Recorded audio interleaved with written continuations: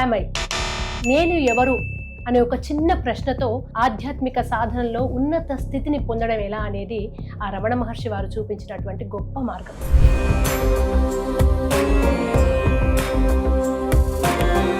కర్మని చాలా మంది మేము నమ్మము అంటారు, కానీ అదే న్యూటన్ వచ్చి every action has an equal and opposite reaction అంటే మాత్రం మనం నమ్ముతాం, ఎందుకంటే అది సైన్స్ అని. నమ్మినా నమ్మకున్నా ప్రకృతి కొన్ని నియమాలతో పనిచేస్తుంది. అందులో చాలా బలమైనది కర్మ సిద్ధాంతం. మన కర్మని, మన బ్యాడ్ కర్మని మనం తొలగించుకోవచ్చు. ఈ జన్మలో ఛాన్సెస్ ఏమైనా ఉన్నాయా? అరే నీ మొత్తం బ్యాడ్ కర్మలు చేసినప్పుడు నువ్వు ఎట్లా వస్తాయి? మీ సొంత కొడుకు చనిపోతే ఆ బాధని మిమ్మల్ని భగవంతుడికి దగ్గర చేసింది కదా. లైఫ్ లో స్పిరిచువల్ పాత్రలోకి ఎట్లా వచ్చారు? ఇంటి ముందరికి వచ్చి అడుక్కుంటేటానికి వచ్చాడు. ఎవరైతే మా చిన్న అబ్బాయి చనిపోయాడో ఆయన డబ్బులు 10 రూపాయలు ఆయనకి ఇచ్చాడు. ఇచ్చిన తర్వాత ఈ అబ్బాయిని 20 రోజుల పాటు గడప దాటకి అని స్పష్టంగా చెప్పిండు. స్కూల్ నుంచి అది యాక్సిడెంట్ నుంచి ఫోన్ వచ్చి మీ అబ్బాయి ఇట్లా యాక్సిడెంట్ అయింది అని చెప్పి డ్యూటీలోనే ఫోన్ చేశారు. కాలికి తగిలితే మామూలుగా బీభత్సైన దుఃఖము. లారీ టైర్ ఎక్కిపోయింది కరెక్ట్ తలకాయ మీకు. ఏ కర్మ చేస్తే ఏ ఫలితం వస్తుంది అన్నట్టు నేను ఒక అండర్స్టాండింగ్ లో వచ్చేసాను. కలియుగంలో మంచి వాళ్ళకేమో కష్టాలు ఎక్కువ వస్తున్నాయి, చెడ్డవాళ్ళే సుఖపడుతున్నారు. మరి కర్మ సిద్ధాంతం ఎక్కడ పనిచేస్తున్నారు? కర్త యొక్క ఆజ్ఞ వల్ల ఫలితం వస్తుంది. కర్త ఎవరు అంటే కర్మకు కారణమైన వాడు కర్త. నమస్తే, welcome to Suman TV Ramana మార్గం. నేను మీ కృష్ణవేణి. హూ యామ్ ఐ నేను ఎవరు అనే ఒక చిన్న ప్రశ్నతో ఆధ్యాత్మిక సాధనలో ఉన్నత స్థితిని పొందడం ఎలా అనేది ఆ రమణ మహర్షి వారు చూపించినటువంటి గొప్ప మార్గం. అర్థమైతే రమణ మార్గం అంత సులువైన మార్గం ఇంకొకటి ఉండదు. ఆ మార్గంలో ఎంతో మంది ప్రయాణం చేసి నేనెవరు అనే సత్యాన్ని తెలుసుకొని ఇవాళ ఆధ్యాత్మిక ప్రపంచంలో గొప్ప స్థానంలో ఉంటున్నారు. అటువంటి వాళ్ళెందరినో మీకు మన సుమన్ టీవీ రమణ మార్గం ద్వారా పరిచయం చేయబోతున్నాము. అందులో భాగంగా ఇవాళ ఉన్న వ్యక్తి ప్రత్యేకమైన వ్యక్తి. మన రమణ మార్గంలోకి వచ్చినా లేకుంటే కృష్ణ మార్గంలో ఉన్నా ఏ మార్గంలో ఉన్నా భక్తి నవ విధాలు అంటారు. కొంతమంది కర్మయోగం, కొంతమంది భక్తి యోగం, కొంతమంది జ్ఞానయోగం. ఇట్లా కర్మని చాలా మంది మేము నమ్మము అంటారు, కానీ అదే న్యూటన్ వచ్చి every action has an equal and opposite reaction అంటే మాత్రం మనం నమ్ముతాం, ఎందుకంటే అది సైన్స్ అని. నమ్మినా నమ్మకున్నా ప్రకృతి కొన్ని నియమాలతో పనిచేస్తుంది. అందులో చాలా బలమైనది కర్మ సిద్ధాంతం. ఆ కర్మ సిద్ధాంతాన్ని చాలా సులువుగా గ్రామీణ ప్రాంతాల్లో ఉన్న నిరక్షరాస్యులకు కూడా అర్థమయ్యేలాగా వివరిస్తూ తన జన్మకు కారణమైన మార్గంలో నడుస్తున్నారు సంతోష్ బుద్ధాజీ గారు. ఈ రోజు ఉన్నారు, మాట్లాడదాం. నమస్కారం బుద్ధాజీ. నమస్కారం. చాలా చాలా సంతోషం మళ్ళీ మీతో నేను ఇట్లా మాట్లాడడం చాలా రోజుల తర్వాత. చాలా బాగున్నా. మీరు అంటారు కదా, ఒక దుఃఖం నుంచి వైరాగ్యం రావాలి అని. అట్లా మీకు ఒక బాధ జీవితంలో తేరుకోకుండా డిప్రెషన్ లోకి వెళ్ళిపోయి దేవుడే లేడని అనుకుంటారు చిన్న కష్టం వస్తే, నాకు ఇంత కష్టం ఎందుకు ఇచ్చిందని. కానీ మీ సొంత కొడుకు చనిపోతే ఆ బాధని మిమ్మల్ని భగవంతుడికి దగ్గర చేసింది కదా. ఒక్కసారి లైఫ్ లో స్పిరిచువల్ పాత్రలోకి ఎట్లా వచ్చారు? అంతకుముందు ఏం చేసేవారు? తొలుత నాకు అవకాశం ఇచ్చినందుకు మీకు, మీ స్టూడియో సిబ్బందికి ప్రత్యేక కృతజ్ఞతలు. చూస్తున్న ప్రేక్షకులు కూడా ఈ వీడియోలో మీకు చాలా చాలా ఉపదేశ సారంలోని సూక్ష్మాన్ని మీకు అర్థమయ్యే విధంగా నేను వివరిస్తాను. సో ప్రేక్షకులందరూ దీన్ని పదే పదే రిపీట్ చేసుకొని ఒకసారి విని మీ నిత్య జీవితంలో ఆచరిస్తే మీ జీవితం ఆనందకరంగా ఉంటుంది. Thank you madam. మొదట అంటే నేను వృత్తిపరంగా ఆర్టీసీ కండక్టర్. 2006లో నాకు ఉద్యోగం వచ్చింది. అంతకుముందుకు నేను ఈనాడు పేపర్లో చేసేవాడిని. సో 2006లో వచ్చిన తర్వాత కొద్ది రోజులు సిటీలు అప్ అండ్ డౌన్ చేసి కొద్ది రోజుల తర్వాత 2013లో హైదరాబాద్కి వచ్చిన. కుటుంబంతో వచ్చిన. పిల్లల చదువులు మనకు వంకలు ఉంటాయి కదా, సో ఏదో వంకలు పెట్టుకొని హైదరాబాద్కి వచ్చి హైదరాబాద్లో సెట్ అయిపోయింది. సెట్ అయిపోయిన దశలో దగ్గర ఎట్లుండే అంటే అప్పుడు రాణిగంజ్లో ఉద్యోగం చేస్తుంది. సో అప్పుడు నాకు నా ప్రయత్నం లేకుండానే నాకు అక్కడ నేనున్న దగ్గర చెంగిచెర్ల దగ్గర కొత్త డిపో ఉంటుంది, అక్కడ వచ్చింది. లైఫ్ మంచిగానే వెళ్ళినా బాగానే ఉంది, ట్రాన్స్ఫర్ వచ్చింది, అక్కడ డ్యూటీ బాగానే ఉంది. ఇక మాకు ఇంత ముందుకున్న స్నేహితులు అంటే మేము ఒక టీం ఉండేది, ఒక గ్రూప్ ఉండేది, 10 మంది పిల్లల పనిచేసే వాళ్ళందరూ ఒక ఫ్రెండ్స్ లాగా ఉండేది. అంటే కాలేజ్ మేట్స్ ఎంత క్లోజ్గా ఉంటామో అంత క్లోజ్గా ఉండేది. అంటే ఇట్లా నేను ఒక ఆ ఉద్యోగంలో ఉన్నప్పుడు 10 మంది అందరు డ్రైవర్ కండక్టర్లే. ఆ 10 మందిలో ఒక వ్యక్తి లీడర్, మంచి లీడరు, అడ్మినిస్ట్రేషన్ పవర్ ఉంటుంది, డిపో సెక్రటరీ. ఆయన దగ్గర నేను కండక్టర్ పనిచేస్తున్నాను. సో నేను ఆయన డ్రైవరు, నేను కండక్టర్. సో మా ఇద్దరి మధ్యలో ఒక రిలేషన్, అంటే జర్నీ ఒక 6-7 సంవత్సరాలు జరిగింది. ఆయన యూనియన్ లీడర్ కదా. సో ఆయన త్రూ ఏం జరిగింది అంటే ఒక వ్యక్తి పరిచయం అయ్యి, ఆ వ్యక్తి వల్ల డిపోలో ఒక గుర్తింపు పొందింది. యూనియన్ లీడరు 10 మంది గౌరవిస్తారు కదా మేడం. లీడర్ అంటే 10 మంది ఆఫీసర్ల దగ్గర వీళ్ళు ఉంటది, కార్మికుల దగ్గర వీళ్ళు ఉంటది, మధ్యలో ఉంటారు కదా, యాజమాన్యానికి కింది మధ్యలో అండర్స్టాండింగ్ ఉంటది. సో ఆయన త్రూ ఏం జరిగింది అంటే, అందులో నేను ప్రత్యక్ష సాక్షిని, భాగస్వామిని కూడా. ఒక వ్యక్తి పరిచయం అయింది. సో నేను ఇక్కడ స్త్రీ పురుషులను పక్క పెడితే, ఆ వ్యక్తి ఈయన పరిచయం అయ్యి, ఆ వ్యక్తి వల్ల ఒక 2 years, ఒక 1.5 year 2 years ఆ ప్రోగ్రామ్ ఎట్లా జరిగిందంటే నాకు తెలుసు. అది ఈయన త్రూ ఒక 50 మంది నష్టపోయారు. ఏదన్నా డబ్బుకు సంబంధించిన. సో ఎట్లా అంటే, ఆ వ్యక్తి వచ్చి ఈయన ట్రాప్ లో పడేసింది. ట్రాప్ లో పడేసినప్పుడు ఈయన ఆ మత్తులో ఉన్నాడు, మత్తులో ఉండి ఆ ట్రాన్స్ లో ఉన్నాడు. సో ఆ ట్రాన్స్ లో ఉండడం వల్ల ఈయనను నమ్మి, ఈయనకి ఎవరైతే ఉన్నారో, ఇప్పుడు ఆయన గురించి ఏం తెలుసు, ఆయన పెద్ద అంటే మోసం చేయాలన్న భావన ఏం లేదు. ఎందుకంటే మనం ఒక 10 సంవత్సరాలు జర్నీ చేసాం కదా. సో ఈయన 10 మందికి మేలు చేస్తున్నామన్న ఉద్దేశంతో ఒక 10 మంది అలా ఇంటర్లింక్ అయి ఉండదు. ఇందులో ఆయన రిలేషన్స్ ఉన్నారు, వేరే వాళ్ళు ఉన్నారు. ఇందులో ఏం జరిగిందంటే, ఎవరైతే డబ్బు మోసపోనో వాళ్ళే అందులో చిక్కుకున్నారు, డబ్బు మోసపోనోళ్ళు అందులో చిక్కుకోలే. వాళ్ళకి పోవాలని రాసి పెట్టిన వాళ్ళందరూ వచ్చి చిక్కుకున్నారు. ఇది ఎట్లా జరిగిందంటే, ఒక 1 year కొనసాగింది. ఒక 6 నెలలు 2 నెలలు కాదు, కొనసాగింది. ఈయన నమ్మిరు, మాకు డబ్బు వస్తుంది, వీళ్ళు మైండ్ ఊహల్లో ఉంది, ఇక మేము బాగుపడిపోయినాము, మాకు డబ్బులు వచ్చేసినాయి, మేము ఇక ఎక్కడికో వెళ్ళిపోయినాను, వీళ్ళ ఊహలలో వెళ్తున్నారు. అందులో నేను 10 లక్షలు ఇచ్చినాను. అంతే ఇప్పుడు స్నేహితుడు మనం 10 లక్షలు ఇచ్చిన తర్వాత, ఇది నేను డబ్బులు అడిగినా కొద్ది, జరిగిన కొద్ది, ఈ మధ్యలో కొన్ని జరిగినాయి. అవన్నీ నేను ప్రత్యక్ష సాక్షిని, భాగస్వామిని కదా. సో ఆ డబ్బు లాస్ అయిన తర్వాత మళ్ళీ అంతా ఏం చేసిందంటే, ఈయన మోసం చేయలేదు, అక్కడ వేసం మోసం చేయలేదు. ఆ డబ్బు ఎట్లా కరిగిపోయింది, ఏం కథ అనేది నేను కళ్ళ నిండా చూసిన. తర్వాత ఏమైందంటే, ఆ వచ్చిన వ్యక్తి ఈ వ్యక్తి మీద ఉల్టా కేసు పెట్టి వెళ్ళిపోయింది. ఇప్పుడు డబ్బులు ఈ పర్సన్ దగ్గర లేవు, ఆ పర్సన్ దగ్గర లేవు, వీళ్ళెవరి దగ్గర లేవు, అవి ఖర్చు అయిపోయింది. ఇంచుమించు 1 కోటి పైన, 2 కోట్ల దాకా, ఇంచుమించు 1 కోటి పైన అనుకోరు. అందులో అందరూ క్రింది స్థాయిలో పనిచేసేవాళ్ళు. కష్టమే కదా. సో ఒక్కొక్కరు టీ తాగుదామన్నా ఆలోచించేటోళ్ళు, ఒక పూట భోజనం హోటల్లో భోజనం చేద్దామని ఆలోచించేటోళ్ళు కూడా అందులో 5 లక్షలు 6 లక్షలు డబ్బులు ఇచ్చారు. డబ్బులు పోయినప్పుడు ఎట్లుంటది, ఆ ఆటను మొత్తం కళ్ళ నిండా చూసిన. కానీ మనకు అప్పుడు తెలియదు కదా. ఇక మనము అందులో కొట్లాడరా, గొడవలు, సంఘర్షణ, అందరు కలిసి మళ్ళీ ఆయన మీద తిరగడము, ఆయన చేతులు ఎత్తేయడం, ఇదంతా జరిగింది. సో ఈ ప్రాసెస్ లో అది జరిగిపోయింది. ఆ కర్మ ఎన్ని రోజులు అవుతుందో అంతసేపు లైవ్ లో ఉంచిన తర్వాత ఒక్కొక్కరు డిటాచ్ అయిపోయారు మొత్తం. అంటే ఏం చేసిందంటే, ఆ పర్సన్ కేసు పెట్టేసరికి ఈయన జైలుకి వెళ్ళిపోయాడు. ఈయన జైలుకి వెళ్ళిపోయిన తర్వాత ఆ మచ్చ మాకేడ అంటుకుంటుందో అని ఒక్కొక్కరు మొత్తం కనెక్షన్ డిటాచ్ అయిపోయింది. ఎక్కడో అక్కడ అయిపోయింది, కొత్త అది క్లోజ్ అయిపోయింది. ఆ ప్రాజెక్ట్ క్లోజ్ అయిపోయింది, అది కార్యమే పూర్తి అయిపోయింది. ఎవరు డబ్బు ఈయన అడగకుండా లేదు, అడిగితే ఇచ్చే పొజిషన్ లేదు, అంత గందరగోళం అయిపోయింది.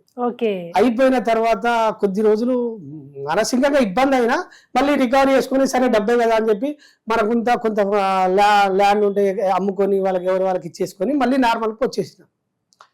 వచ్చిన తర్వాత సరిగ్గా ఇక మన దరిద్రం వెళ్ళిపోయటం, భగవంతుడు దెబ్బ బగ్గలంగా కొడుతుంటారు. సరిగ్గా అయిపోయింది. మళ్ళీ నార్మల్ వచ్చినాక మా అబ్బాయి మేడం, మా చిన్న కొడుకు, 2 అబ్బాయిలు ఇక్కడనే ఉప్పల్లో ఉండేటోని, అప్సిగూడ భాష్యం స్కూల్లో మా 2 అబ్బాయిలు స్కూల్లో. సో నేను ఉండే కానించి 3 కిలోమీటర్ల స్కూల్, అంతే 2.5-3 kilometers లోపల. మా ఇంటి నుంచి మన సర్వే ఆఫ్ ఇండియా స్కూల్ ఉంటుంది కదా, ఆ నుంచి రోడ్ ఎక్కితే జస్ట్ 1 kilometer అయితే స్కూల్. సో ఆ సంఘటన జరగకపోయే ముందు ఒక 20 రోజుల ముందు పకీర్ ఉంటుంది కదా. సో ఆ పకీర్ వచ్చింది ఏంటంటే, ఇంటి ముందరకు వచ్చి అడుక్కుంటేటానికి వచ్చిండు. వచ్చిన తర్వాత మా ఇంట్లో మా పేరెంట్స్ ఉన్నారు, మా సిస్టర్ ఉంది, మా సిస్టర్ పిల్లలు ఉన్నారు, మా మేనగోడలు, మా మారి ఉన్నారు. నేను డ్యూటీకి వెళ్ళిపోయినా. ఆయన ఏం చెప్పిందంటే, ఎవరైతే మా చిన్న అబ్బాయి చనిపోయిండో ఆయన డబ్బులు 10 రూపాయలు ఆయనకి ఇచ్చిండు. ఇచ్చిన తర్వాత ఈ అబ్బాయిని 20 రోజుల పాటు గడప దాటకి అని స్పష్టంగా చెప్పిండు. ఇది నేను ఒక్కరిని వినలే కదా, మా ఇంట్లో అందరు విన్నారు, మా పేరెంట్స్ విన్నారు, అందరు విన్నారు. ఇది మన మైండ్ కొట్టేస్తుంది కదా ఏదైనా చెప్తే. సో అట్లా కొట్టేసింది మా సేఫ్ వేరు అన్నాడు. ఇమ్మీడియట్లీ మా పిల్లలే మళ్ళీ బయటకు పోయి చూస్తే ఆయన కనవలేదట. ఇదంతా కొట్టి పడేసినా అయిపోయింది, న్యాచురల్గా జరిగిపోయింది. జరిగిపోయిన తర్వాత ఆ చనిపోయే ముందు రోజు మీరు చెప్తే మేడం నాకు ఇవన్నీ వాడడం, నేను ఫోన్ అప్పుడు ఎక్కువ వాడపోయేది, నాకు ఇదంతా తెలియదు. ఇయర్ ఫోన్స్ మా పిల్లల కోసం తెచ్చుకున్నారు వాళ్ళు. వీళ్ళు చోలా ఇయర్ ఫోన్స్ పెట్టుకుంటాం కదా, ఆ ఇయర్ ఫోన్స్ వైరీ అవి అప్పుడు 2019లో వైరీ ఉండే. అవి వైరీ పెట్టుకొని పొద్దున ఎందుకు ఆ రోజు ఏదైనా శ్లోకమో ఏదో విన్నా. నేను పొద్దున ఎర్లీ మార్నింగ్ నిద్ర నేను 4:30కి డ్యూటీకి వెళ్తా. వెళ్ళే టైంలో ఇది పెట్టుకున్న తర్వాత నేను లేచి స్నానం చేసిన పూర్తిగా ఎరుకతో అంటే కాన్షియస్ ఉన్నా. సో ఇందులో ఉన్న ఒక వైరు నా కళ్ళ ముందు పూర్తిగా తెగిపోయింది. తెగిపోయింది. నేను క్లారిటీగా చూసాను మేడం, క్లారిటీగా చూసినా తెగిపోయి ఉన్నది. ఇంత క్లారిటీగా చూసినా జస్ట్ ఒక ఫ్యూ సెకండ్స్, ఒక 5-10 సెకండ్లలో మళ్ళీ తెగిపోయినట్టు ఆ స్టేజ్ కనబడింది. అప్పుడే నాకు అరే ఏంది నేను చూసింది, నేను భ్రమణ, ఇది నిజమా, ఇది నేను ఎవరికైనా చెప్తే ఎట్లా నమ్ముతారు, దీన్ని ఎట్లా తీసుకోవాలి నాకు తెలియదు కదా, అవగాహన లేదు కదా నాకు. సో వెళ్ళిపోయినా, డ్యూటీకి వెళ్ళిపోయినా, ఎక్కినా సరిగ్గా అయిపోయినా. సరిగ్గా 7:40కి స్కూల్ నుంచి అది యాక్సిడెంట్ నుంచి ఫోన్ వచ్చి మీ అబ్బాయి ఇట్లా యాక్సిడెంట్ అయింది అని చెప్పి డ్యూటీలోనే ఫోన్ చేసి ఇంకేమి స్టన్ అయిపోయింది. మామూలు బీభత్సైన దుఃఖము, సంఘటన నుంచి రావడము. అక్కడికి వచ్చిన తర్వాత దుఃఖంలో ఆ రోజు జరిగిన అన్ని క్రిమేషన్స్ అవన్నీ ఆ రోజే జరిగినాయి. నా మైండ్ అంతా ఒక ట్రాన్స్లోకి వెళ్ళిపోయింది. ఎవరు చెప్పినా ఈయనే పొజిషన్లో లేదు. ఒక్కొక్కరు ఒక్కొక్క మార్గాన్ని చూపిస్తారు. ఒకళ్ళు ధర్నా ఇద్దాం అంటాడు, కూడా అంటాడు. కానీ నాకు పెట్టి నేను అడిగి పోయి లాస్ట్కి అక్కడికి వచ్చి చూసిన తర్వాత మా బాబుని ప్రత్యక్షంగా కళ్ళ నిండా చూసిన. ఆ దృశ్యాలన్నీ చూసి సరిగ్గా చెప్తే యూట్యూబ్లో అయితే బాగుంటుంది కానీ లారీ టైర్ ఎక్కిపోయింది కరెక్ట్ తలకా మీకు. ఎక్కిపోయిన తర్వాత ఏం జరిగిందంటే ఆ రోజు అయిపోయింది. కొన్ని రోజుల కాలక్రమేణా మొత్తం విపరీతమైన దుఃఖం ఒక్కటే కాదు, ఒక మతి స్థిమితం లేని వ్యక్తి పిచ్చోడై రోడ్డు మీద ఎట్లుంటాడో అట్లా అయిపోయింది ఆ బతుకు. ఒక 3-4 months అదే అయిపోయింది. బట్టలు చింపుకోవడము, అప్పుడు ఊరికి వెళ్ళి ఊర్లో పొలాల కాడ పోయి ఇట్లా చేయడం, వ్యవసాయ పొలం కాడ ఈ బతుకు వేస్ట్ అని చచ్చిపోదామని బురద మట్టి ఉంటుంది కదా, నోరు అంతా ఇట్లా పెట్టుకున్నా బురద మట్టి. ఎందుకు అట్లా జరిగిపోయింది అంతే కదా పిల్లల విషయం. సో ఆ పిచ్చితనం పెట్టుకుంటే ఒక మన గుడిసెలు వేసుకుంటాం మామిడి తోటలు పట్టేటోళ్ళు. ఆ పిట్టలు ఆయన వచ్చి ఏది గట్ల వేసుకుంటానో వచ్చి చూసి మా పేరెంట్స్ చెప్పిండు, వచ్చిరు, సరే అయిపోయింది. అట్లా జరిగిపోయినాక ఇక మెల్లమెల్ల మళ్ళీ అప్పుడు మా దగ్గర సిద్ధులగుట్ట దగ్గర మాకు సిద్ధులగుట్ట దగ్గర.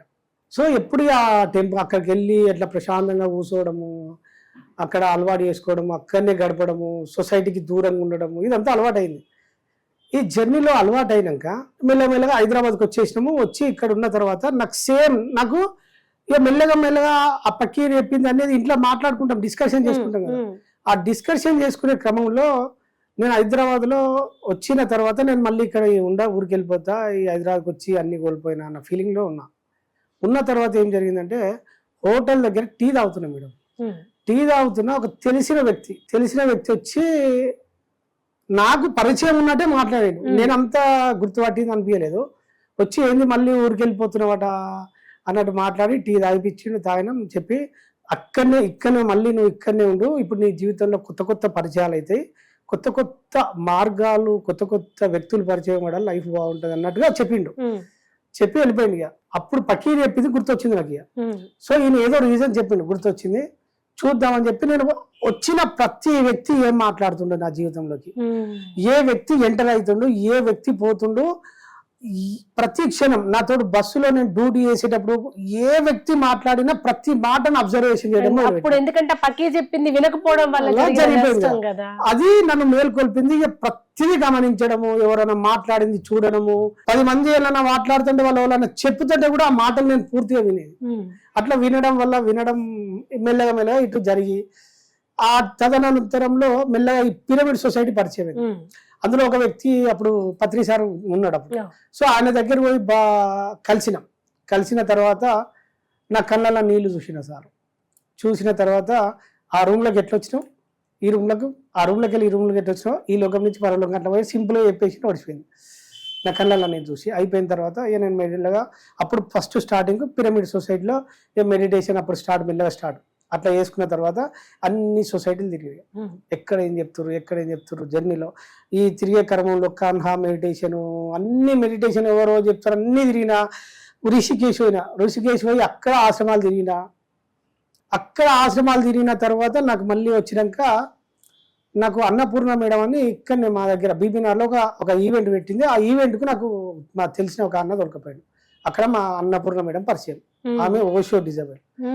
సో అక్కడ పరిచయం అయిన తర్వాత మేడం నన్ను గుర్తుపట్టి అప్పుడు నేను కొన్ని మనకు విభిన్నమైన క్వశ్చన్లు ఉంటాయి కదా, నేను అన్ని క్వశ్చన్లు అడిగేటోని నాకు తెలియక అడుగుతుంటే ఫస్ట్ క్వశ్చన్ ఫస్ట్ కొంచెం మేడం స్ట్రిక్ట్, సాధన విషయంలో చాలా స్ట్రిక్ట్. ఇక తర్వాత ఆ రోజు చూసింది ఏం లేదు. తర్వాత ఒక రోజు ఇంటికి రమ్మన్నది మేడం, వాళ్ళ ఇంటికి రమ్మంటే పోయినా. ఏం లేదు మేడం కూసో అన్నది. గంట సేపు మేడం ఇట్లా పద్మాసనం వేసుకో లేకపోతే అర్ధ పద్మాసనం వేసుకో, కదలొద్దు, కదిలితే నేను ఇంట్లోకి వెళ్ళి బయట పంపిస్తా అంతే. కూర్చొని గంట సేపు కూర్చోయ్యా, ఆసన సిద్ధి గంట సేపు కదలొద్దు, నీ గుడ్లు కదిలినా బయటకు పంపించేస్తాను. మా ఈ మేడం ఇట్లా అంటుందని చెప్పి నన్ను ఇంకో సాయి అని ఒక ఫ్రెండ్ ఉండే, ఇద్దరిని కూర్చునే పెట్టింది మేడం. ఇయ్య అయిపోయింది, సరిగ్గా 55 నిమిషాలు కూర్చున్నాము. ఇట్లా కదలొద్దు అంటది, మా ముందటనే కూర్చున్నది. ఇట్లా కన్ను మూసుకుంటే గుడ్లను కూడా గుర్తుపడుతుంది మేడం. నా గుడ్డు ఇటు తిరిగిందా గుర్తుపడుతుంది, గైడ్ చేస్తుంది, ఇట్లా గైడ్ చేస్తూ ఉంది. అప్పుడు మేడం సాధన అంటే ఏమనుకున్నావు అంత ఈజీ అని చెప్పి అక్కడ మేడం దగ్గరే నాకు సాధన టెక్నిక్స్ మేడం రెగ్యులర్గా నాకు ఒక మేడం దగ్గర 2 yearsగా ఉన్నా మేడం. ఆమె దగ్గర మేడం ఏం చేసిందంటే, మేడం ఇప్పుడున్న లివింగ్ గురువులలో టాప్ గురువు, అంటే మంచి మేడం 7 సంవత్సరాలు మౌనము. నేను పరిచయం అయినాక నేను మేడం దగ్గర ఉన్నప్పుడు ఒక 42 రోజులు సమాధిలో ఉంది. అంటే నేను లివింగ్ మేడం సాధనలో ఉన్నప్పుడు నేనే బయట డోర్ వేసుకొని వచ్చిన, అంటే దగ్గరలో ఉన్నా కదా. సో నాకు మేడం చెప్పే టెక్నిక్స్, ధ్యానం అంటే ఏంది, ఆ లోతులు ఏంది, మొత్తం ఒక్కొక్కటి నాకు అంటే ఒక కన్న తల్లి పసిపిల్లవానికి ఎట్లా తినిపిస్తుందో మెడిటేషన్ యొక్క రహస్యాలు అట్లా ఒక్కొక్కటి విప్పి చెప్పింది మేడం. ఈ జర్నీలో అంటే మేడం తోటి ఎక్కడ పోయినా ట్రావెల్ పోవడం, నేనే ఉండడం దగ్గర, అవన్నీ చెప్పడం వల్ల ప్రతిదీ నాకు క్యాలిక్యులేటెడ్ చేసి నేను ఇప్పుడు మేడం తోటి జర్నీలో ఒక కార్లో నేను మేడం వెళ్ళేటప్పుడు నడిపించేటప్పుడు కూడా నువ్వు ఎట్లా నడిపించాలి, ఫుడ్ తినేటప్పుడు ఎట్లా తినాలి, నువ్వు బయట ఎట్లా ప్రవర్తించేటప్పుడు ఎట్లా ప్రవర్తించాలి, ప్రతి క్షణం ఎట్లా జాగృతి అంటే అవన్నీ దగ్గరుండి నన్ను నేర్పించింది మేడం. అట్లా నేర్పించి గురువు దగ్గర ఉండడం వల్ల నాకు సాధన తొందరగా సిద్ధి దొరికింది మేడం. ఆ తర్వాత విపස්සనకు వెళ్ళారు కదా మీరు? ఆ విపස්සన ఈ మధ్యలో అంటే ఇవన్నీ ఈ లాంగ్ రన్ లో అన్ని స్టెప్ బై స్టెప్ జరిగినాయి. ఈ క్రమంలోనే నేను అరుణాచలం వెళ్ళడము, అరుణాచలంలో ఈ సాధన చేయడము, అక్కడ విరూపాక్ష చేయడము, అక్కడ నాకు సెల్ఫ్ ఎక్స్పీరియన్స్ జరగడము. అసలు అరుణాచలం వెళ్ళాలి అనే ఆలోచన ఫస్ట్ ఎప్పుడు వచ్చింది మీకు? ఏమో మేడం, అంటే నాకు అరుణాచలం కూడా నాకు భగవాన్ అంటే ఎవరో తెలియదు. ఒక రోజు ఏమైందంటే మా గురు అన్నపూర్ణ మేడం ఎవరో అంటే ఇక్కడ సత్కారం వాళ్ళు ఇక్కడ క్లాసు ఒక ఈవెంట్ ఉంటే పోయినప్పుడు ఆ ఈవెంట్ లో భగవాన్ ఫోటో వాళ్ళు గిఫ్ట్ ఇచ్చారు మేడంకు. ఆ ఈవెంట్ వచ్చినప్పుడు మేడం సికింద్రాబాద్ రైల్వే స్టేషన్ దిగేటప్పుడు నేనే పికప్ చేసుకోవడానికి వెళ్ళిన. వచ్చినప్పుడు సరిగ్గా మా ఇంటికి వచ్చినాము. మేడం ఆ డైరెక్ట్ వాళ్ళు ఇచ్చిన ఆ ఫోటోను తీసుకొచ్చి మా ఇంట్లో తీసుకొచ్చి గోడ తగిలిచ్చింది. డైరెక్ట్ వచ్చి తలిగించింది. అప్పుడు ఎవరు మేడం అంటే ఇట్లా రమణ మహర్షి అని చెప్పింది. చెప్పిన తర్వాత ఒక నెల లోపలనే నాకు ఆ పరిస్థితులు ఏర్పడే, ఫ్రెండ్స్ ఒక 4 పరిచయం అయింది. పోయేద్దాం. అప్పుడు ఇక సెర్చ్ జరిగింది. నాకు ఒక రోజు డ్రీమ్ లో కనబడ్డాడు. ఆయన ఫోటో కనబడుతుంది కదా, నాకు ఇమాజినేషన్ ఉంది, నా ఊహన భ్రమణ నాకు తెలియదు, కానీ డ్రీమ్ లో కనబడని ఒక నెల లోపలనే పోయింది మేడం. ఆ పోయే జర్నీలో మీరు చెప్తారు, మీరు నమ్మరు, నాతోటి ఒక 6 ఉన్నారు ఆ రోజు ఫ్రెండ్స్. ఈ రోజు ట్రైన్ ఎక్కితే రేపు మధ్యాహ్నం ట్రైన్ దిగాలి. మా దగ్గర ఏం లేదు. ఆ మధ్యాహ్నం లంచ్ మా దగ్గర ఏం లేకపోతే ఒక వ్యక్తి వేడి పులిహోర అరటాకులా తీసుకొచ్చి పులిహోర ఇచ్చిపోయాడు. మేము షాక్ అయిపోయినాం. మేము ఎవరిని అడగలేదు, గుర్తించలేదు. ఒక అరటాకులా వేడి పులిహోర ఇచ్చి ఆ పొట్ల మిచ్చిపోతే 6గురికి సరిపోయి అంత సరిపోయింది, తిన్నాం. ఆ రోజు అది ఫస్ట్ ఎక్స్పీరియన్స్. ఆ రోజు గిరి ప్రదక్షిణ చేసినప్పుడు అక్కడ చుట్టూ ఉంటారు కదా, మనకు అక్కడ నాకు అర్థమైంది ఏంటంటే, ఓకే ఇక్కడ మనకి ఏదో అవసరం ఉంది అని గుర్తించి ఆ సేవను అవన్నీ గుర్తించిన తర్వాత ఇక మెడిటేషన్ సాధన అసలు నా లోపల ఏంది ఎవరు ఏంటిది ఏంటిది ఎవరు నడిపిస్తారు లైఫ్ అంటే ఏంది ఇట్లే ఉన్నా మేడం లోపల ఒక తీవ్రమైన సంఘర్షణ ఉండే. ఆ సంఘర్షణ అంటే ఇక చచ్చిపోయేంత పిచ్చి ఉండే, దిక్కు లేదు అన్నట్టుండే. ఆ క్రమంలో మెల్లగా నాకు లోపల నుంచి స్పృహించడము, ప్రతి ఒక్కటి అవగాహన రావడము, నాకు తెలుస్తుంటుంది, అన్నీ తెలుస్తుంది, ఏది ఎలా పనిచేస్తుంది రేపు ఏం చేయాలి అనేది ఆ తెలుస్తున్న క్రమంలో కర్మ మీద సుదీర్ఘ అవగాహన వచ్చినప్పుడు అక్కడ ఉన్న బుక్స్ ఇక మెల్లగా ప్రాక్టీస్ చేసిన. నా బుక్స్ ఎక్కువ ఏం చదవలేదు, ఉపదేశ సారం బుక్ అక్కడనే ఫస్ట్ టైం అది పరిచయం. ఆ ఉపదేశ సారం బుక్లోనే తీసుకొచ్చి ఫస్ట్ 2-3 శ్లోకాలు చదివంగానే మెల్లగా అప్పుడు అర్థం కాలే, ఎన్నిసార్లు అయినా అర్థం కాలే. చూసిన తర్వాత మళ్ళీ వచ్చిన తర్వాత ఇంటికి వచ్చిన ఒక 100 రోజులు కంప్లీట్ మౌనం మేడం. భగవద్గీతను ఇది కొంచెం అర్థమవుతలేదు, భగవద్గీత నా దగ్గర కొంచెం వేరేది, పత్రిసార్ రాసిన గీత అనేది అందరికి అర్థమయ్యేటట్టు ఉంటుంది. అది బుక్ 600 ఉంటుంది కానీ చాలా ఈజీగా అర్థమవుతుంది. సో నేను భగవద్గీత 100 శ్లోకాలు తీసుకొని రోజుకొక శ్లోకము 10 సార్లు రాయాలి, చదవాలి. ఇట్లా 100 రోజులు బయటికి వెళ్ళొద్దు, పరిచయం కావద్దు, ఇట్లా డీప్ నిర్ణయం తీసుకొని అందులో డిస్కస్ చేసుకొని మొత్తం కూర్చొని చదవడము, రాయడము, నేర్చుకోవడం. ఇట్లా ఒక్కొక్క శ్లోకం 20 సార్లు 30 సార్లు చదవడం నేర్చుకున్నాం. ఆ ఒక్కొక్కసారి చదివినప్పుడు 10 సార్లకు ఒకసారి అర్థమయ్యేది, 20 సార్లకు ఒకసారి అర్థమయ్యేది. అట్లా చదివి ఒక 100 శ్లోకాలు నేర్చుకున్న తర్వాత నాకు కర్మయోగం ఈ ఉపదేశ సారం అర్థమైంది. అంతవరదాకా నాకు అసలు ఈ ఒక్క శ్లోకం చదివితే నాకు ఏం అర్థం కాలేదు. అప్పుడు నాకు ఇది అర్థమైన తర్వాత కర్మ ఎలా నడిపిస్తుంది, మనిషికి ఎలా ఫలితాలు ఎట్లొస్తాయని అండర్స్టాండింగ్ చేసుకున్న తర్వాత ఇది నేను చెప్తే ఎవడు నమ్మడు, ఈ బుర్రలకు ఎక్కాయి, నన్ను పిచ్చోడు అంటారు. అప్పటికి నేను అటు మా చుట్టుపక్కల ఉన్నాడు, వీడు బతకాడు, మా కొడుకు చనిపోయిన తర్వాత నన్ను అంటే నా స్థితిని చూసి వీడు బతకడం, వీడు మొత్తం సెన్సిటివ్ పర్సన్. ఆ టైంలో మా భార్య బలంగా నిలబడి సో కుటుంబాన్ని ఆ టైలరింగ్ చేసి కుటుంబాన్ని రన్ చేసింది. సో ఆ టైంలో ఎవరు లేరు, అందరూ వదిలేసారు. అది కామన్ గా అంత ప్రపంచంలో ఉన్నది, ఇన్క్లూడింగ్ పేరెంట్స్ కూడా. ఒక రోజు 2 రోజులు అంతే, తర్వాత వాళ్ళు కూడా వదిలేసిన తర్వాత ఇక మా భార్యని మెల్లగా సర్వ్ చేసుకుంటా ఉన్న తర్వాత ఇక నేను సాధన ప్రాక్టీస్ చేసిన తర్వాత ఓకే, అప్పుడు నేను ఏం చేసిన అంటే ప్రాథమికంగా ఏ కర్మ చేస్తే ఏ ఫలితం వస్తుంది అన్నట్టు నేను ఒక అండర్స్టాండింగ్లో వచ్చిన తర్వాత ఇంట్లో అన్నం వండేటప్పుడు నేను మళ్ళీ కొద్దిగా రేషన్ బియ్యం కొనుక్కొచ్చి సపరేట్ ఇంకో కుండ ఇంకా వేరే గిన్నె పెట్టి వండేటోళ్ళు. మా ఇంట్లో భోజనాలు మా భార్య మాకు ఎట్లా వండుతుందో ఇంకో గిన్నె వండి ఇంటి ముందట ఉన్న డాగులకు రోజుకు 4-5 డాగులకు అన్నం వండి పెట్టేది. కుక్కలకి ఫుడ్ అన్నం వండేది. దానికోసం నాకు రేషన్ ఎట్లా కొనుక్కొచ్చుకుంటానో వాటి కోసం పాలు పెరుగు కొనుక్కొచ్చి రోజు ఒక 1 లీటర్ ఆ పెరుగు పాలు కొనుక్కొచ్చి ఫుడ్ పెట్టేది. ఈ పెట్టే క్రమంలో జరుగుతుంది ప్రాసెస్ జరుగుతుంది. ఈ క్రమంలో గమనిస్తున్నా ఏదో ఒక రోజు ఫలితం వస్తుంది, నాకు క్లారిటీ ఉంది, విజన్ క్లారిటీ ఉంది. నాకు ఇంకా రిజల్ట్ రాలే, 1 ఇయర్ జరిగిపోయింది ప్రాసెస్. కానీ ఈ లోపల ఏం చేసిన అంటే నా లోపల నుంచి ఒక ఫోర్స్ తెలిసింది, ఎవరికైనా చెప్పాలి. సరే మనం ఆచరిస్తున్నాం, ఫలితం వచ్చినా రాకున్నా ప్రకృతి మోసం చేయదు. సో మనుషులు మోసం చేస్తారు కాబట్టి ప్రకృతి మోసం చేయదు. నాకు ఆ లా సిస్టమ్ ఎట్లా పనిచేస్తో అర్థమైన తర్వాత సో కంటిన్యూగా ఎట్లా చెప్పాలని చెప్పినప్పుడు మెల్లగా వీళ్ళకి చెప్పడము, అంటే క్లాస్ చెప్పడం కాదు, ఎవరన్నా డౌట్స్ అడిగితే గిట్లుంటుంది అని ఎక్స్ప్లెయిన్ చేసిన. ఇక ఆ కంటిన్యూలో ఈ డాగుల కొండి పెట్టే క్రమంలో నేను టెంపుల్స్కి అక్కడికి టెంపుల్స్కి పోతుంది కదా, దేవస్థానాల కాడ నాకు కోతులు కనబడేది. మనకు దేవస్థానాలు కోతులు కనబడతాయి కదా, కోతులు కనబడేటప్పుడు అందరూ ఆ కుడుకలు అవన్నీ వస్తాయి. సో నేను అక్కడ గుర్తించి వాటికి అరటి పనులు వేయడము, క్యారెట్లు వేయడము, ఇవన్నీ స్టార్ట్ చేసిన. ఈ క్రమంలో వీళ్ళకు ఫోన్ చేసి మాట్లాడిన ఎవరైనా డౌట్స్ అడిగితే రికార్డ్ చేసేది వాట్సాప్లో, మళ్ళీ ఎవరైనా అడిగితే రికార్డ్ చేద్దాం.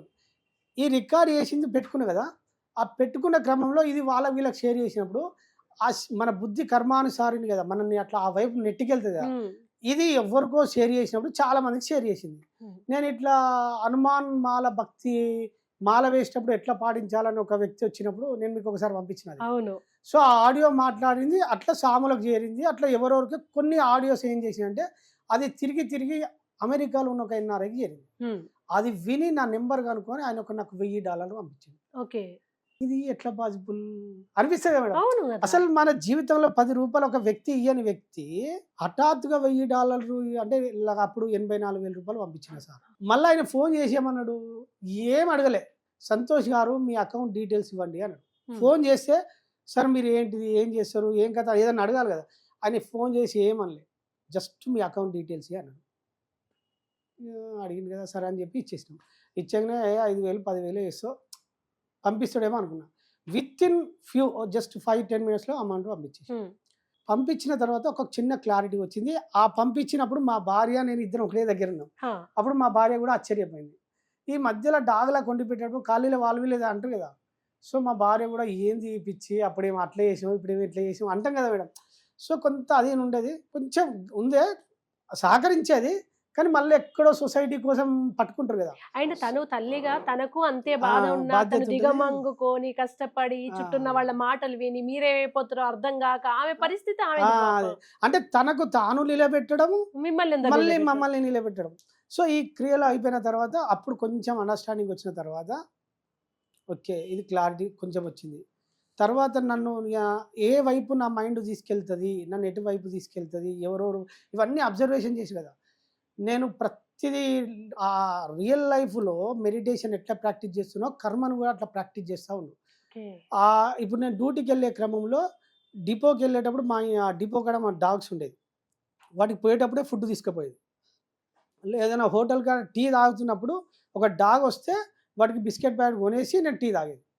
ఇట్లా నాకు ఎక్కడ ఏది కనబడ్డా నా సందర్భాన్ని బట్టి నేను అక్కడ కర్మలో ఇన్వాల్వ్ అయ్యాను.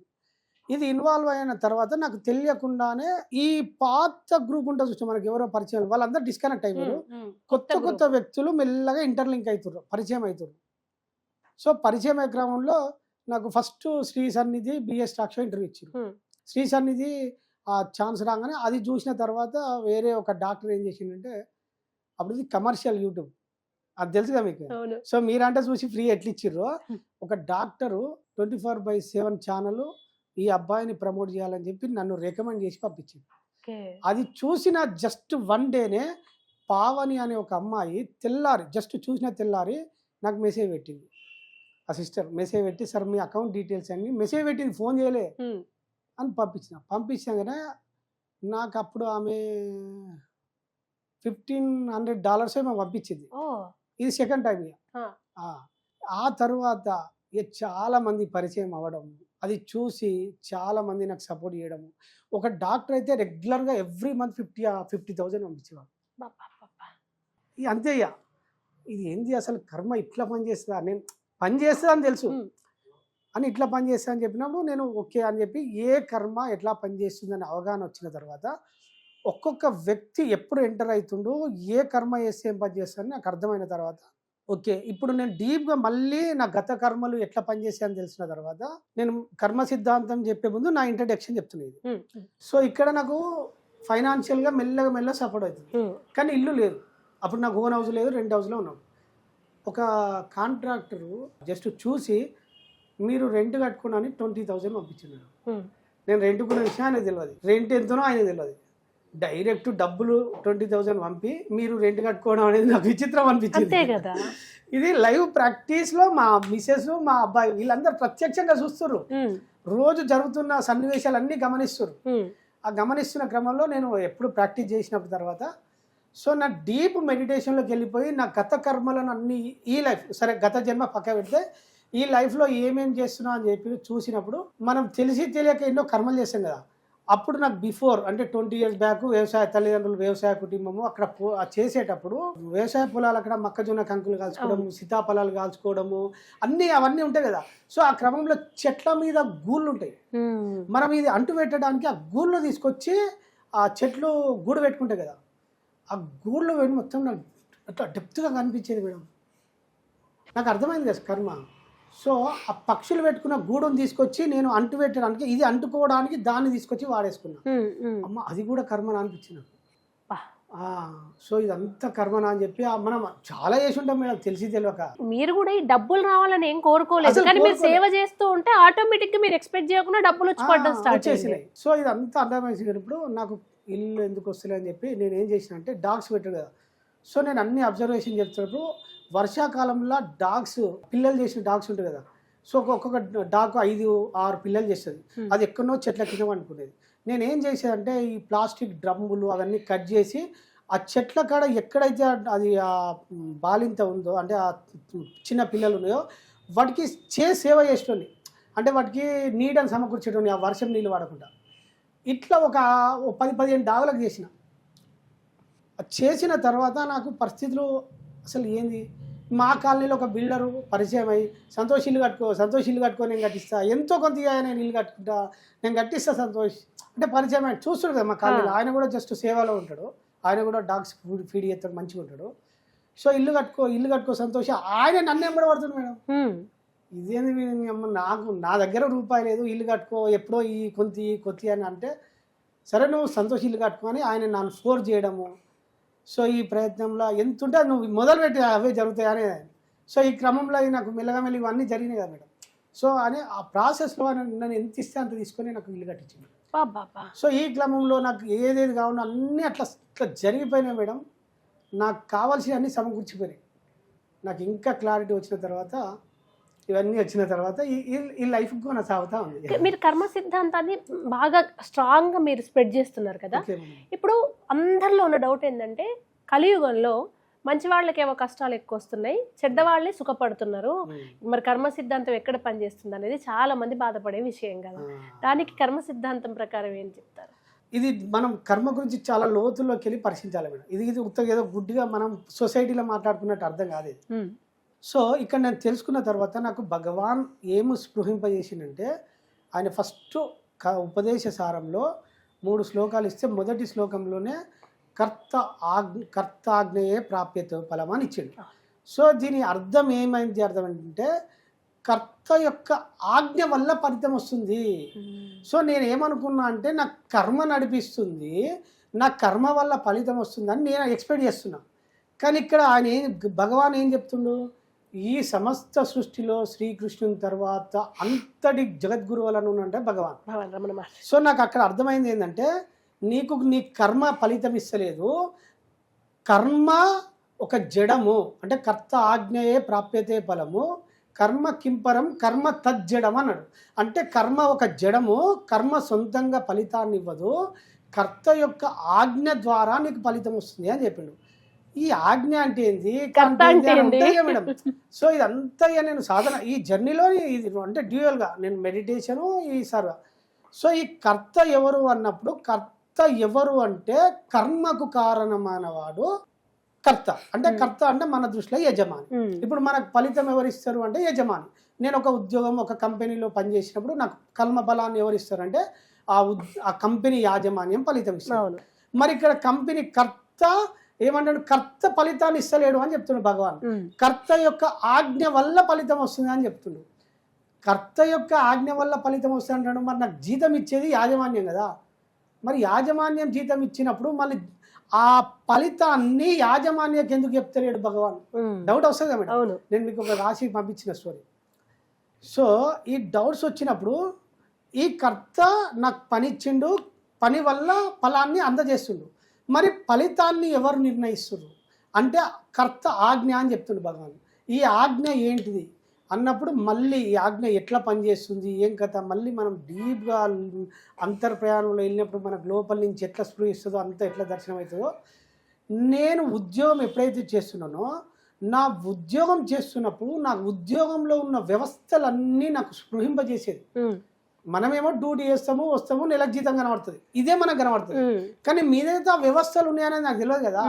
ఆ వ్యవస్థల దృశ్యాలన్నీ నాకు ఇమాజినేషన్ రూపంలో ఆ మెడిటేషన్లో కనబడేది మేడం.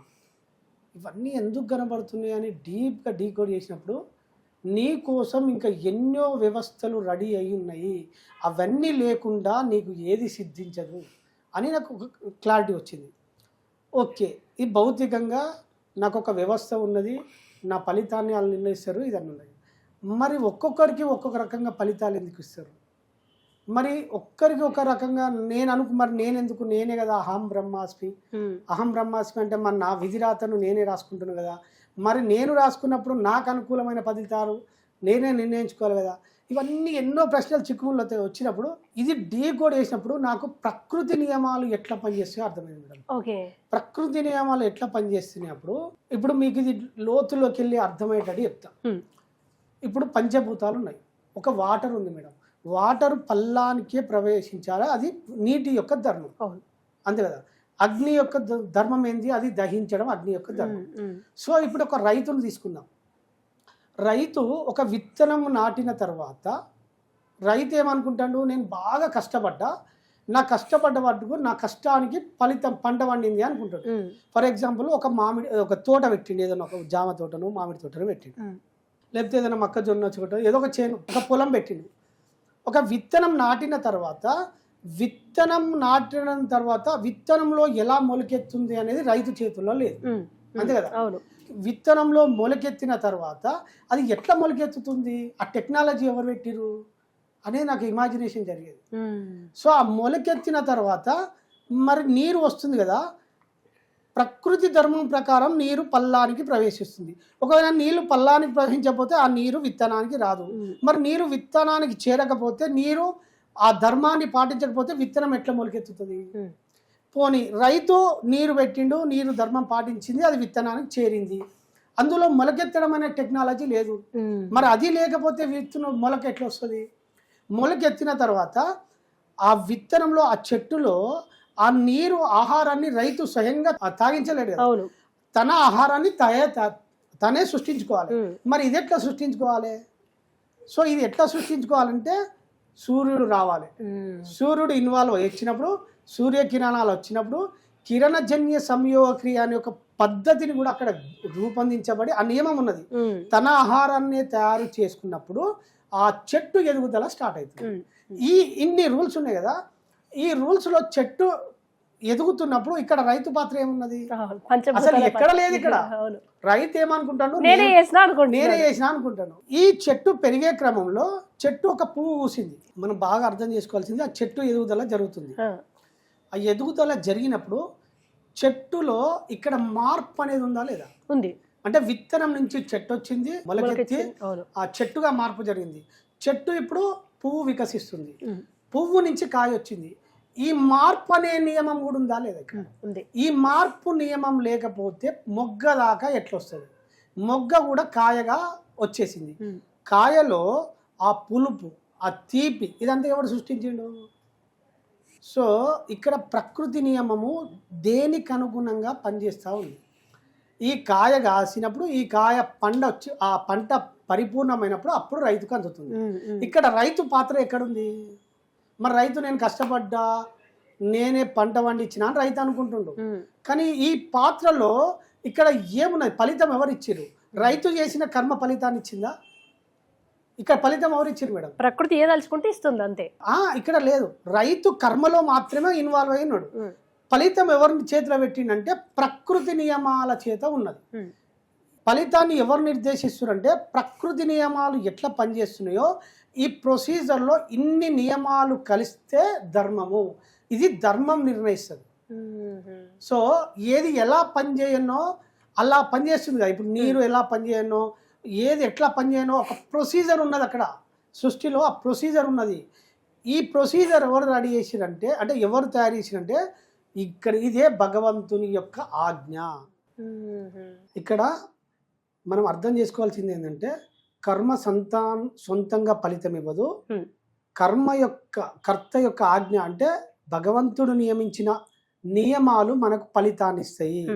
సో మనము తెలిసి తెలియక చేసిన కర్మల వల్ల సో ఫలితాలు మనము అనుకుంటున్నాం మన కర్మ నిర్ణయిస్తుంది, కర్మ కూడా నిర్ణయిస్తలేదు. సో భగవంతుడు సృష్టించిన ఎన్నో నియమాలు ఈ ప్రొసీజర్ అంతా ఇలా ఇన్వాల్వ్ అయి ఉన్నాయి ఒక ఫలితం మన జీవితంలోకి రావడానికి. సో ఇన్ని నియమాలు ఉంటేనే ఒక ఫలితం మన జీవితంలోకి వస్తుంది. సో ఇప్పుడు మీరు అడిగిన ప్రశ్న ఏంటంటే మంచి వాళ్ళకు కష్టాలు ఎక్కువ వస్తాయి, చెడ్డ వాళ్ళు బాగుంటారు. దీనికి మీకు లాంగ్ రన్ అంటే మంచి సొల్యూషన్ రావాలంటే నేను డెప్త్గా స్లోగా తీసుకెళ్ళి లాస్ట్ మీకు అర్థమవుతుంది. సో ఇక్కడ ఈ కర్మ యొక్క ఫలితము భగవంతుడు ఇచ్చే క్రమంలో కర్మను సూక్ష్మంగా అర్థం చేసుకుంటే ఎవరి కర్మకు వాళ్ళే వాస్తవము. ఎవరి కర్మకు వాళ్ళ ఎవరి జీవన విధానానికి వారే కారణం అనేది స్పష్టం అర్థమవుతుంది. సో ఇప్పుడు లాస్ట్ లో ఇప్పుడు మీకు ఒక చిన్న స్టోరీ చెప్తాం మేడం. ఇప్పుడు మీరు అన్న స్టోరీకి ఫలితాన్ని ఇస్తలేదు కదా, ఇచ్చే క్రమంలో పూర్వము ఒక సావుకారు దగ్గర ఒక భిక్షాటన చేసుకునే ఒక వ్యక్తి ఉన్నాడు. రోజు ఆ సావుకారు దగ్గర భిక్షాటన చేసుకొని ఆ వచ్చిన భిక్ష వల్ల ఆయన తీసుకున్న భిక్ష ఆయన తీసుకునేది భిక్ష కొంత తిని ఇంకా కొంత వేరే వాళ్ళకి దానం చేసేవాడు. ఇది ఆ సావుకారి గుర్తించి అరే ఈయన నా దగ్గర తీసుకుంటుండు మళ్ళీ పోయి వేరే వాళ్ళకి పంచుతుండు అని ఒక డౌట్ వస్తుంది. డౌట్ వచ్చి ఒక రోజు ఏం చేస్తాడంటే ఆయన వచ్చినప్పుడు ఒకటే అరటిపండు ఇస్తాడు మేడం. అరటిపండు ఇచ్చినప్పుడు ఏం చేస్తాడంటే అది గుర్తిస్తాడు. ఈ రోజు ఇస్తే వేరే వాళ్ళకి కొంత ఇస్తున్నావు కదా, మరి ఈ రోజు ఒకటే అరటిపండు ఇచ్చిన ఈ అరటిపండు నువ్వు తింటావా వేరే వాళ్ళకి ఇస్తావా అని అన్నాడు. అంటే సగం నేను తిని సగం వేరే వాళ్ళకి ఇస్తా అంటాడు. అన్న తర్వాత ఈ షావుకారికి అదే ఇదేంది వీడి విచిత్రంగా మాట్లాడని చెప్పి అంటాడు. అనగానే అప్పుడు ఆయన చెప్తాడు ఉంటా, ఈయన ఈ భిక్షాటన క్రమంలో ఆ దగ్గర ఉన్న ఒక రామ భక్తుడు ఉంటుంది, ఆయన కొంచెం జ్ఞాని.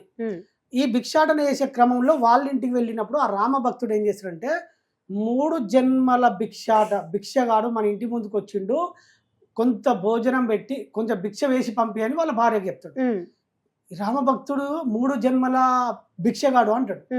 ఈ మాట భిక్షగాడు వింటాడు మేడం. ఓకే, విని మీరు ఎందుకు ఇట్లా అన్నారు అంటే నీ దగ్గర ఉన్నది నువ్వు ఎవరికి ఇయ్యకపోవడం చేత నువ్వు గత 3 జన్మల నుంచి భిక్షాటన చేసుకునే బతుకుతున్నావు అని ఆయన దృష్టితోటి చెప్పిండు. చెప్పిన తర్వాత అప్పుడు ఆయనకు మేలుకొల్పు వచ్చి ఇప్పుడు నా దగ్గర ఏం లేదు, సో నా దగ్గర ఉన్నది ఇవ్వాలని నిర్ణయించుకున్నాడు. సో ఆ రామభక్తుడు చెప్పినది విని నిజ జీవితంలో ఆచరించడం స్టార్ట్ అయింది. అంటే 3 జన్మల నుంచి ఆయన భిక్షాటనగా ఉన్నాడు. నెక్స్ట్ జన్మకి వద్దు అని అంటే భగవంతుడు ఏదో రకంగా మనల్ని ఆ వైపు తీసుకెళ్తాడు. సో వచ్చినప్పుడు ఈ సావుకారికి చెప్తారన్నమాట, ఈ రోజు నువ్వు అరటిపండు ఇచ్చినప్పుడు ఇది కూడా సగం వేరే వాళ్ళకి ఇచ్చి సగం నేను తింటా అని చెప్పినప్పుడు ఈ ఇన్ఫర్మేషన్ ఈ సావుకారికి చెప్తాడు. అప్పుడు ఈ సావుకారికి అర్థమైంది. దీన్ని మనం ఏం అర్థం చేసుకోవాలి మేడం? ఓకే, పూర్వ జన్మ నుంచి ఉన్నది ఈ జన్మకు వర్తిస్తుంది.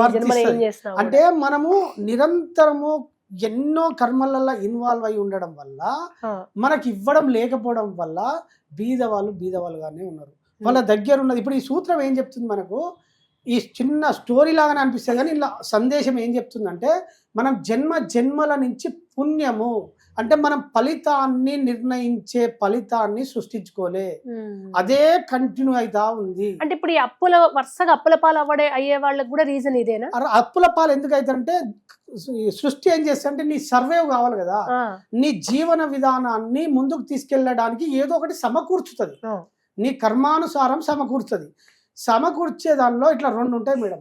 స్పిరిచువల్ వ్యక్తులు కొంతమంది ఉంటారు, అంటే భగవంతుని నమ్మే వ్యక్తులు ఉంటారు, మెడిటేషన్ చేసే వ్యక్తులు ఉంటారు. వీళ్ళకు కాలం అంటే భగవంతుడు ఏం చేస్తాడంటే భగవంతుని నమ్మని వాళ్ళేమో అప్పుల రూపంలో ఏదో రూపంలో జరుగుతాయి, కానీ స్పిరిచువల్ వ్యక్తులు సత్యం తెలియక కానీ భగవంతుని నమ్ముకుంటారు. వీళ్ళకి ఏం చేస్తారంటే కాలము భగవంతుడు ఏం చేస్తాడంటే ఒక లోన్ రావడము, ఒక స్నేహితుడు పరిచయం చేయడము, వీళ్ళ సర్వైవ్ కోసము వేరే సమకూరుస్తాడు తప్ప వీళ్ళ సంపద రూపంలో రాదు. అంటే వాళ్ళకు సర్వైవ్ కోసం లోన్ వస్తుంది, లేదా వాళ్ళని స్నేహితుడు హెల్ప్ చేస్తాడు ఆ సమయానుకూలంగా, అంటే భగవంతుని నమ్ముకున్నప్పుడు. ఇక్కడ వీళ్ళు ఆ సమర్పణలో ఉన్నప్పుడు నీకు సర్వైవ్ కోసం అందుతుంది తప్ప నువ్వు ఫలితాన్ని సృష్టించలే కదా, ఫలితం లేని కర్మలు ఉన్నాడు కదా. ఇక్కడ మనం తెలుసుకోవాల్సిన విషయం ఏంటంటే కార్యంలో ఉండడం మాత్రమే తెలుసు. మనకు కార్యానికి కర్మకు తేడా గుర్తించగలగాలి. కర్మకు ఫలితం తోడై ఉంటది, కార్యము ఎప్పుడు సుఖాన్ని కోరుకుంటది, సుఖము కీర్తి యశస్సు ఇట్లుంటది. సో మనం ఎప్పుడు కార్యంలో ఉన్నాం తప్ప ఫలితం లేని కర్మలలోనే చిక్కుకున్నాం. ఫర్ ఎగ్జాంపుల్ ఇప్పుడు మన అపార్ట్మెంట్లలో వీళ్ళు ఒక ఈ రాగి చెంపుల నీళ్లు ఈశాన్యంలో పెడితే అక్కడ ఏం ఫలితం ఉన్నది? కర్మ జరిగింది, ఫలితం లేదు. కానీ నీ ఇంటి ముందరకు వచ్చినప్పుడు ఒక భిక్షగాడు వచ్చినా గానీ, ఒక ఇంటి ముందర ఒక డాగ్ ఉన్నా గానీ, దానికి కొద్దిగా నువ్వు మనం వండుకున్న దానిలోనో లేకపోతే కొంత ఉన్న దానిలోనో అన్నం పెట్టినప్పుడు అది స్పందించింది కదా, తీసుకున్నది కదా. స్పందన వల్ల ఫలితం సృష్టి జరుగుతుంది. ఇప్పుడు ఒక విత్తనము టేబుల్ మీద పెడితే మొలకెత్తదు, అదే విత్తనాన్ని భూమిలో పెడితే మొలకెత్తుతుంది. మరి భూమిలో పెట్టినప్పుడు ఎందుకు మొలకెత్తింది అంటే భూమి స్పందించింది. అంటే అక్కడ ఆ విత్తనానికి రెండు పరస్పరం జరిగింది. అంటే ఒక సృష్టి ఉద్భవించాలన్నా, ఒక క్రియేషన్ జరగాలన్నా పరస్పరం స్పందన ఉండాలి. ఓకే. ఇప్పుడు ఈవెన్ మన సృష్టి జరగాలన్నా భార్యాభర్తల కలయికల వల్ల పిల్లలు. మీరు ఏది ఫలితం సృష్టించబడాలంటే కర్మకి ఎట్లుంటదంటే కర్మకు ఫలితం తోడై ఉంటది, కార్యానికి సుఖం తోడై ఉంటది. మనం ఎప్పుడు కార్యంలో ఉన్నామా ఫలితంలో ఉన్నామా తెలుసుకోవాలి. సో ఫలితం లేని కర్మలోనే మనిషి ఎక్కున్నాడు. సో ఎప్పుడు ఫలితం లేని కర్మలు చేయడం వల్ల మనిషికి ఏది సమకూర్చలేదు. దీనికి నేను ఇంకొక ఎగ్జాంపుల్ చెప్తా. ఈ ఫలితం ఎట్లా వస్తా అంటే, పూర్వము ఒక దైవ భక్తురాలు, విపరీతమైన దైవ భక్తురాలు, నిరంతరం పూజలు చేస్తుంది. తనకు ఒక 6 సంవత్సరాల కొడుకుంటాడు. ఆడుకుంటుంటే ఒక పాము కరిసి చచ్చిపోయాడు. చనిపోయిన తర్వాత ఆ దైవ భక్తురాలు వల్ల తోబుట్టు అన్న ఆ అడవిలో ఒక వేటగాడు, క్రూరమైన వేటగాడు. ఈమె మంచి దైవ మార్గంలో ఉన్నది, ఆయన వేటగాడు మార్గంలో ఉన్నాడు. ఈమె ఆ కొడుకు ఆడుకుంటుండగా పాము కరిసి చచ్చిపోయింది. చచ్చిపోయినప్పుడు ఆ వేటగాడు వచ్చిండు. ఈ తల్లి పడుతున్న దుఃఖాన్ని చూసి తట్టుకోలేక ఈమె దుఃఖాన్ని తగ్గించడానికి ఆ అడవి మొత్తం వెతికి ఎక్కడ ఈయనని ఏ పాము కరిసి చచ్చిపోయిందో వెతికి ఆ పామును తీసుకొచ్చి ఈయన ముందర పెడతాడు. పెట్టిన తర్వాత ఆ పామును చంపబోతుంటే ఈమె దైవ భక్తురాలు కదా, కొంచెం ప్రేమ కరుణ ఉన్నది కదా, అన్న ఆ పామును చంపకూడదు, మనం ఒక జీవిని హింస పెట్టకూడదు అని చెప్పి ఆమె వదిలేయమని చెప్తుంది. సో కొంత ప్రేమతోటి మనము అకారణంగా ఒక జీవిని హింసించకూడదని చెప్పి వదిలేయమని చెప్పినప్పుడు, నువ్వు నీ పద్ధతి నువ్వు పాటించినవు, నా పద్ధతి చంపడమే నా ధర్మం, నీ ధర్మాన్ని నువ్వు పాటించినవు, చంపడమే నా ధర్మం అని కత్తి పట్టి ఆ పామును చంపబోతాడు. చంపబోయే క్రమంలో పాము మాట్లాడుతుంది. పాము ఏం మాట్లాడుతుంది అంటే, ఆ బాబుకు నాకు ఏ సంబంధం లేదు, ఆ టైంలో మృత్యుదేవత నా దగ్గరికి వచ్చి తీసుకుపోయి కాటేపించింది, ఇందులో నాకు తప్పు లేదు, పోయి మృత్యుదేవతను అడుగుపో అని చెప్తుంది అని. అప్పుడు ఆయన ఆ వేటగాడు ఆశ్చర్యపోయి ఆ మృత్యుదేవతను పిలుస్తాడు, గంభీరంగా పిలుస్తాడు. పిలిచినప్పుడు మృత్యుదేవత వస్తుంది. మృత్యుదేవత వచ్చినప్పుడు, ఏంది ఆ చిన్న పసిపాప ఏం పని చేసింది, ఎందుకు ఇట్లా చేసినావు అని మృత్యుదేవని అడిగినప్పుడు, ఇందులో నా తప్పేం లేదు, యమధర్మరాజు నన్ను ఆదేశించిండు, ఆయన ఆదేశించిన ప్రకారం నా పని ప్రకారం నేను చేసిన, నా కర్తవ్యం నేను చేసిన. ఇక్కడ పాము కర్తవ్యం, పాము వచ్చింది, మృత్యుదేవత నన్ను వచ్చింది, నేను ఆచరించిన, నేను అక్కడ ఆవరించిన చేసిన, నా తప్పు లేదు, మీరు యమధర్మరాజును అడుగు అంటారు. అప్పుడు ఆయన ఇంకా గంభీరంగా పిలిచి గాఢంగా అరుస్తే, విపరీతమైన అరుస్తే అప్పుడు యమధర్మరాజు వస్తాడు. ఇది స్టోరీ లాగానే కనబడుతుంది, మనం మీనింగ్ చూసుకోవాలి. సో యమధర్మరాజు వచ్చినప్పుడు యమధర్మరాజుని నిలదీస్తాడు. ఎందుకు ఆ పసిబాలుడు ఎందుకు చంపినావు, ఆ తల్లి దుఃఖిస్తుంది అంటాడు. ఎందుకు, ఇలా నా తప్పేమున్నది, 100% నా తప్పు లేదు, మరి ఎవరు తప్పు ఉందంటే 100% ఆ బాలుని తప్పే ఉంది అంటాడు. బాలుడు ఏం తప్పు చేసిండు, అంత పసిబాలుడు అని అయినప్పుడు ఆయన గత జన్మను చూపిస్తాడు. ఆ గత జన్మలో చూసినప్పుడు ఏమైందంటే, ఒక పాము పిల్లలను ఒక పొక్కలో ఊపిరి ఆడకుండా చంపేపించిండు. ఆ కర్మ ఆ బాలునికి ఉన్నది, ఆ బాలుని వయసులో ఉన్నప్పుడు ఆయన చనిపోవాలి. ఆయన కర్మ ఫలాన్ని ఆదేశించడం, సృష్టిలో ఎవరి కర్మాలను ఎవరెవరికి చేరవేర్చడమో నా విధి ధర్మము, నా ధర్మం కాబట్టి నేను ఆచరించిన, నా ధర్మము మృత్యుదేవతకు నేను ఆదేశం ఇచ్చిన, ఆమె పాటించింది, మా తప్పు లేదు, 100% ఆ బాలుందే తప్పు అని నిర్ధారిస్తాడు. మరి బాలుడు సరే ఆ కర్మ చేసిండు, దాని ప్రకారం వెళ్ళిపోయాడు.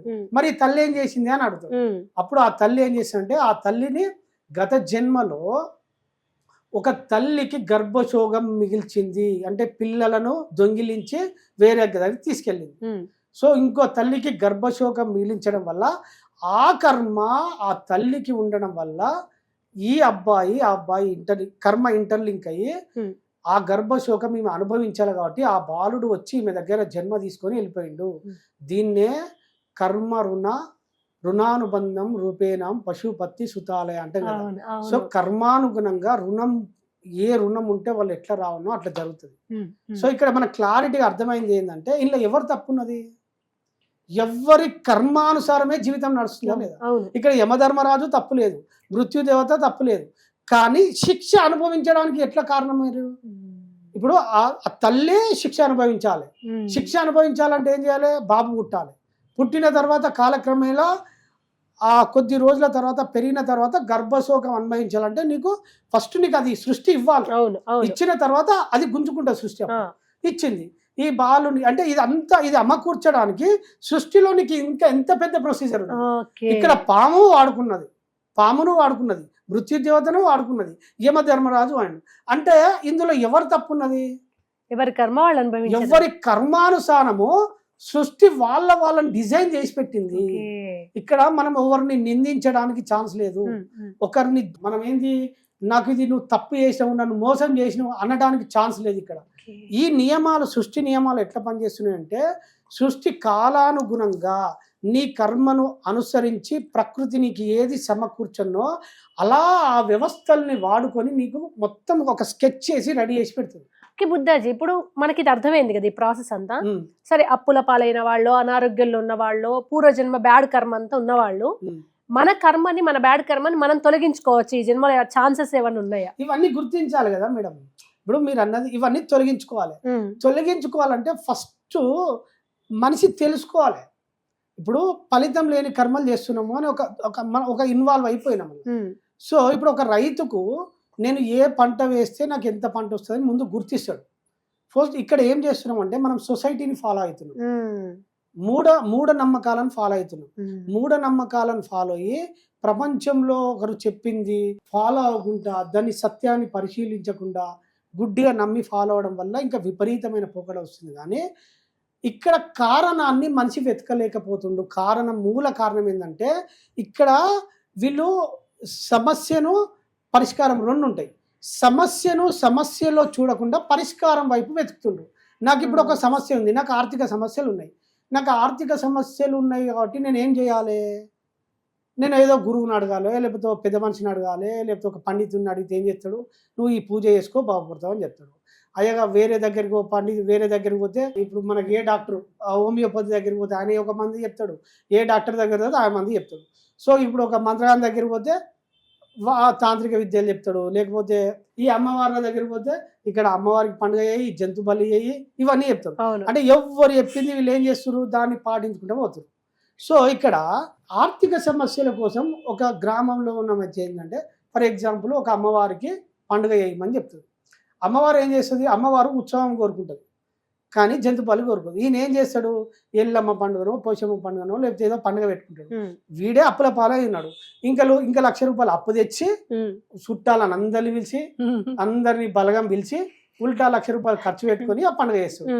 ఇక్కడ ఎట్లా ఫలితం వచ్చింది? వీడు ఏం చేస్తుండు? పరిష్కారం బయట వెతుకుతుండు. అంటే పండితుల దగ్గర, బయట చెప్పే వీళ్ళ దగ్గర వెతుకుతా ఉన్నాడు. సరైన సమాధానం మీకు దొరకలేదు కదా. సరైన సమాధానం ఎక్కడ వెతకాలి? సమస్యలో ఉన్నది. నాకు ఎందుకు వచ్చింది ఈ సమస్య అన్నప్పుడు, నా సమస్యను పరిశీలించినప్పుడు మీకు ఇక్కడ భగవద్గీత చెప్తుంది. భగవద్గీత ఏం చెప్తుంది అంటే, బుద్ధియుక్తో జహాతియా ఉభే సుకృత దుష్కృత తస్మాత్ యోగాయ యుజస్వ యోగ కర్మసు కౌశలం. దీని అర్థం ఏంటంటే, బుద్ధియుక్తం అన్నాడు అంటే ఎవడైనా సమబుద్ధితోటి కర్మలు ఆచరిస్తా అంటే త్యజిస్తాడో పాప పుణ్యాలను ఇక్కడే వదిలేస్తాడు అనేది. కర్మసు కౌశలం అంటే కర్మ నుంచి విముక్తి వస్తుంది. సో ఈ సూత్రం ఏం చెప్తుందంటే, పాపము పుణ్యం అనేది రెండు ఉన్నది అని ఈ శ్లోకం యొక్క అర్థం. జహాతి అంటే ఇక్కడే వదిలేసేవాడు. ఉభయ సుకృత దుష్కృత అంటే పాపము పుణ్యము రెండు అకౌంట్లు ఉన్నాయి అని ఈ శ్లోకం చెప్తుంది. ఈ పాపము పుణ్యము ఏంది అని మనం అర్థం చేసుకుంటే, నేను నిరంతరము పాప కర్మ చేస్తున్నానా, దుష్కర్మ చేస్తున్నానా, సత్కర్మ చేస్తున్నానా అనేది మనం ఆచరించినప్పుడు, ఇది తెలుసుకున్నప్పుడు, మంచి గురువుల దగ్గర పోయినప్పుడు ఈ సమస్యను లోతుగా పరిశీలిస్తే, అరే నీ మొత్తం బ్యాడ్ కర్మలు చేసినప్పుడు నువ్వు ఎట్లా వస్తాయి. సో దీన్ని భగవాన్ ఏం చెప్తాడంటే ఇంకో శ్లోకంలో, కర్మ మహోదకం ఫలం అశాశ్వతం గతి నిరోధకం. అంటే నువ్వు కర్మచక్రంలో చిక్కుకుపోయి ఆ బ్యాడ్ కర్మ పేరుకుంటూ పోతుంది. బ్యాడ్ కర్మ మహోదదం అంటాడు, అంటే బ్యాడ్ కర్మ పేరుకుంటూ పోతుంది. ఎంత పేరుగా పోయినా సృష్టి నియమాలు చాలా పర్ఫెక్ట్ గా పనిచేస్తున్నాయా లేదా? ఇప్పుడు మనం ఈ స్టోరీలు అన్ని రెండు స్టోరీలు చెప్పినాం. ఇలా ప్రతి ఒక్కటి ఒక కర్మను చేసిన తర్వాత ఫలితం ఉద్భవించినాక ఆ ఫలితాన్ని నీ జీవితంలోకి ఇవ్వడానికి సృష్టి నియమాలు చాలా పర్ఫెక్ట్ గా పనిచేసినప్పుడు వీడు ఆ బ్యాడ్ జోన్లో ఉంటాడా, సేఫ్ జోన్లోకి వస్తాడా? అంటే ఇప్పుడు మీరు ఫస్ట్ ఒక భిక్షగాడి కథ చెప్పారు కదా, ఒక అరటి పండు ఉంటే ఇప్పుడు చాలా మంది ఏమంటారు మాకే డబ్బులు లేవు అప్పుల పాలై ఉన్నాం మేము దానం ఇక్కడ చేయాలంటారు. కానీ అక్కడ చేయాలనే మనసు ఉంటే ఒక అరటి పండ్లో సగమైనా ఇచ్చింది కదా. ఇప్పుడు మనం సమాజంలో రతన్ టాటా గారు కానీ ఇంకెవరైనా చూడండి, వాళ్ళు డబ్బులు దానం చేస్తూనే ఉంటారు, వాళ్ళకి విపరీతంగా డబ్బు వస్తూనే ఉంటారు. దానం చేస్తే పోతే ఏమని పెట్టుకున్న వాళ్ళు ఏదో ఒక రోజు నష్టపోతారు, లేకుంటే చాలా లిమిటెడ్ గా బతుకుతారు. అంటే ఇప్పుడు మనకు ఉన్న దాంట్లోనే కొంచెం తోచినంత సేవ సాయం చేస్తే పరిస్థితులు బాగవుతాయా? 100%. నీకు ప్రకృతి ఏం చెప్తుందంటే నువ్వు ఏ విత్తనం నాటుతున్నావు అనేది చూస్తుంది. ఇక్కడ నువ్వు చెడు విత్తనం నాటుతున్నావా అంటే భగవద్గీతలో నువ్వు వేపకాయ విత్తనం నాటితే వేప చెట్టే వస్తుంది, మామిడికాయ నాటితే మామిడి చెట్టు వస్తుంది. సో ఇక్కడ నువ్వు ఫలాన్ని దుష్కర్మ ఫలాన్ని నాటుతున్నావు. ఇప్పుడు ఫర్ ఎగ్జాంపుల్ గ్రామీణ ప్రాంతాలలో ఈ మధ్యలో ఈ అమ్మవారి విపరీతమైన జంతుబలి మేడం, విపరీతమైన జంతుబలి. సో ఆ కర్మ నెగటివ్ ఎనర్జీ ఆ గ్రామాలను పట్టి పీడిస్తుంది మేడం. నేను సత్యం చెప్తున్నా, ఎవరు నా తిట్టినా పర్లేదు ఏమనుకున్నా పర్లేదు, కానీ ఆ విపరీతమైన జంతుబలి ఆ కుటుంబాలను పట్టి పీడిస్తుంది. సరే పూర్వకాలం అది ఎట్లొచ్చింది అదంతా పక్క పెడితే ఇప్పుడు మన జీవితంలో ఎటువంటి పరిస్థితులు ఉన్నాయి. ఫర్ ఎగ్జాంపుల్ ఇప్పుడు మీకు ఇప్పుడు గ్రామీణ ప్రాంతాల్లో చేస్తాం నిరంతరం ఒక కుటుంబంలో మంచి తల్లిదండ్రులు మేడం, వాళ్ళు ఎప్పుడు భక్తిలో ఉంటారు, మంచి పూజలు చేస్తారు, మంచిగా ఉంటారు. కానీ హఠాత్తుగా ఒక కొడుకు వస్తాడు, వాడు పెరుగుతాడు, వాడికి బండి కొనిస్తాడు, వాడు తాగుతాడు, తింటాడు, వ్యసనాలకు అలవాటు అవుతాడు, తీసుకుపోయి ఏనో గుద్దుకొని 2 కాళ్ళు ఇరిగి పండుకుంటాడు. ఇప్పుడు శిక్ష తల్లిదండ్రులకు పడ్డదా వానికి పడ్డదా? తల్లిదండ్రులకే కదా. ఇప్పుడు శిక్ష ఎవరు అనుభవించాలి? అవును, అంతే కదా. సో ఇప్పుడు మనం ఏమనుకున్నాం అంటే వీడి పోయి యాక్సిడెంట్ అయిందని వీనికి అనుకుంటున్నాం, చూసే దృష్టి వీనికి ఫలితం అంటుకున్నట్టు కనబడదు, కానీ కర్మఫలం అనుభవించేది ఎవరు? తల్లిదండ్రులు. సో తల్లిదండ్రులకు ఎంత క్షోభ ఉంటుంది అంటే వాళ్ళు ఎటువంటి కర్మను చుట్టించుకున్నారు. సో ఇది కర్మానుసారమే వస్తుంది. మనం అంత ఈజీ. ఇప్పుడు మీకు అన్ని స్టోరీస్ తీసుకుంటే ఎవ్వరు ఎలా ఆచరిస్తుర్రు, వాళ్ళ కర్మలు ఏంటిది అనేది మనం చాలా డీప్లోకి వెళ్ళిపోయి మనం ప్రతిరోజు ఎటువంటి కర్మ చేస్తున్నాం అనేది కర్మను ఎంచుకునే అధికారం మన చేతులు ఉంది కనుక కర్మను ఎంచుకునే విధానంలో భగవంతుడు నీ దగ్గర ఏది ఉన్నదో అది నువ్వు ఫస్ట్ సొసైటీకి ఇవ్వడం నేర్చుకోవాలి. అది ఇచ్చే విధానంలో కూడా నువ్వు ఎంచుకునే మార్గం సరైనదా లేదా నువ్వు నిర్ణయించుకోవాలి. ఆ నిర్ణయించుకునే దానంలోనే నీ జీవన విధానం ఉంటుంది. సో ఈ నీ జీవన విధానమే నీ లైఫ్ను మార్చేస్తుంది. అంతే మేడం. మీరు ఇంకా ఇప్పుడు ఒక భార్య, మంచి భార్య ఉంటుంది మేడం, ఒక గయ్యాలి భర్త ఉంటాడు. భర్త తాగుతాడు, తింటాడు, ఈ భార్యను హింసిస్తాడు. భార్య మాత్రం మంచిది, రోజు పూజలు చేస్తుంది, ఏదో భక్తి మార్గంలో ఉంటుంది, జరుగుతుంది. కానీ కొద్ది రోజులకు ఏమైందంటే ఈ కాలక్రమేణా భర్త హింసించి వాడు మొత్తం తాగుడుకు బానిస ఎంతో ఉంటాడు. సో ఇప్పుడు ఈ కర్మ వాందన్నట్టనా భార్యదన్నట్ట? భార్యదే పాప. అంతే కదా. వాళ్ళ లోకల్లో వాడు సుఖపడుతుండు. మనం ఏమనుకున్నాం అంటే వీని దృష్టిగా రావడం, కానీ కర్మ యొక్క నేను అనుభవించడానికి ఇంత రుణానుబంధం రాసి పెట్టుండదు. ఈ కర్మను అనుభవించడానికి ఒక తాగుబోతు భర్తను నీ జీవితంలోకి తీసుకొస్తుంది. ఇది ప్రకృతి చాలా స్కెచ్ చేసి డిజైన్ చేస్తుంది. ఇప్పుడు దీనికి మీకు ఇంకా అందరికి అర్థమయ్యేటట్టు చెప్తాం. మనకు రామదాసు స్టోరీ చెప్తాం. ఈ రామదాసు స్టోరీలో మరి భగవంతుడు అంత శ్రీరామ భక్తుడు గుడి కట్టిండు కదా. అవును. మరి గుడి కట్టినప్పుడు ఆయన ఫలితాన్ని, మోక్ష ఫలితాన్ని ఇవ్వాలి, లేదా శ్రీరాముడు దర్శనం కోసమే చేస్తాడు ఆయన. అవును. సో మరి శ్రీరాముని దర్శనం ఎందుకు అందది? మరి అంత గుడి కట్టిండు కదా. మరి గుడి కట్టినప్పుడు ఆయనకు ఆ మోక్షము దొరకాలి, రాముడు దర్శనం జరగాలి. మరి ఎందుకు జరగలేదు? జైలుకు పోయిండు. పైగా మళ్ళీ చేసిందేమో సత్కర్మనే మంచి లోక కళ్యాణం కోసం చేసిండు. కానీ ఇక్కడ మనకు సూత్రం ఏం చెప్తుంది అంటే, మన సమస్య ఏం చెప్తుంది అంటే నేను పూర్వంలోకి వెళ్ళి పరిశీలించాలి. పరిశీలిస్తే ఏమైందంటే పూర్వంలో భార్య కోసము ప్రకృతిలో జీవించాల్సిన ఒక చిలుకను, స్వేచ్ఛను బంధించిండు. ఈ కర్మ ఉన్నది. ఈ కర్మ ఏం చేస్తుంది? కర్మ యొక్క ఫలితం బంధం కదా, ఇది బంధం కదా, ఇది నువ్వు అనుభవిస్తే తప్ప ఈ ఫలితం రిలీజ్ కాదు. సో ఇక్కడ చేసింది మంచిదే, కానీ ఇప్పుడు ఈ ఫలితాన్ని శ్రీరామదాసుకు ప్రకృతి ఇవ్వాలి. ప్రకృతి ఈ ఫలితాన్ని ఇవ్వాలంటే ఏం చేయాలి? ఎక్కడో ఒక కుట్ర వేసి ఫలితాన్ని ఈయన ఫలితం అనుభవించే దశ అంటే ఈయన జైలు పోయే ఆ ఫలితాన్ని సృష్టి ఒక డైమెన్షన్ లో తయారు చేయాలి, ఒక ప్రణాళిక వేయాలి, ఒక స్కెచ్ చేయాలి. స్కెచ్ ఏం చేస్తే అంటే ఈయన గుడి కట్టినప్పుడు ఆర్థిక వ్యవహారాలలో తానీషా మహారాజు బావమరిది 6 లక్షలు దొంగిలిస్తాడు. 6 లక్షల వరాలు దొంగిలించి ఆ నిందను తన మీదకి వచ్చేటట్టు చేస్తాడు. మరి ఇక్కడ ఈయన తప్పు చేయలే కదా. శ్రీరామదాస్ అయితే తప్పు చేయలే, అన్ని లెక్కలు అప్పచెప్పిండు, లెక్కలు పైకి పంపించిండు. ఆ పైకి పంపించే క్రమంలో సృష్టి ఈయన ఫలితాన్ని ఇవ్వడానికి ఎవరిని వాడుకున్నది? తానీషా మహారాజు దగ్గర ఉన్న వ్యక్తులను, ఆయన బంధువులను వాడుకున్నది. వందుకొని ఆ కర్మను అప్పచెప్పడానికి వాళ్ళను వాడేసుకుని కర్మను నిందను ఈయన మీదకి పంపించింది. అంటే ఇదంతా చూస్తుంటే బుద్ధాజీ ఒక రకంగా కొంచెం పుణ్యాత్ములు లేదా భగవత్ అనుగ్రహం మోక్షానికి దగ్గర ఉంటేనే తొందర ఆ పాపకర్మ ఫలితాలు అన్నీ వచ్చి అనుభవించి క్లియర్ అయిపోతుంది. ఇక్కడ బాగా విపరీతమైన కష్ట నష్టాలు ఎవరు వచ్చిరంటే వాళ్ళు గతంలో చేసిన, మనకి ఇప్పుడు ఆర్థిక సమస్యలతోటి బాగా ఇబ్బంది పడుతుంది మేడం. వాళ్ళని మనం ఏమైనా అర్థం చేసుకోవాలి, గతంలో చేసిన రుణ చెల్లింపులు జరుగుతున్నాయని మనం అర్థం చేసుకోవాలి. ఇక్కడ క్లియర్ అవుతుంది, నీ కర్మ బ్యాడ్ తొలగిపోతుందని మనం అర్థం చేసుకోవాలి. కష్టం వచ్చిందంటే పాపకర్మ పోతుంది అని అర్థం చేసుకోవాలి. కొందరు వచ్చినట్టు కనబడుతుంది. ఇప్పుడు అక్కడ తానీషా మహారాజును ఎవరు వాడుకున్నారు? ప్రకృతి డిజైన్ చేసింది. ఇప్పుడు ఆయన డబ్బును దొంగిలించిండు. ఇప్పుడు ఆయన దగ్గర డబ్బు ఉందా లేదా? 6 లక్షల వారాలు ఆయన దగ్గర ఉన్నది. మనకి ఎవరైతే ఈ డబ్బులు బాగా ఉన్నోళ్ళు ఎవరైతే ఉన్నారో వీళ్ళ కర్మలు కడిగేసుకోవడానికి వాళ్ళు వచ్చిర్రు. ఆ పాత్రదారులు ఈ డిజైన్ లో వీళ్ళ కర్మలు. ఇప్పుడు నేను అనుకున్నాను, నా స్నేహితుని దగ్గర ఒక ఫ్రెండ్ వచ్చిండు, మోసం చేసిండు, నేను డబ్బు నష్టపోయినా నాకు కనబడదు. కానీ వాళ్ళు గనక రాకపోతే నాకు ఈ అవగాహన రాకపోయింది.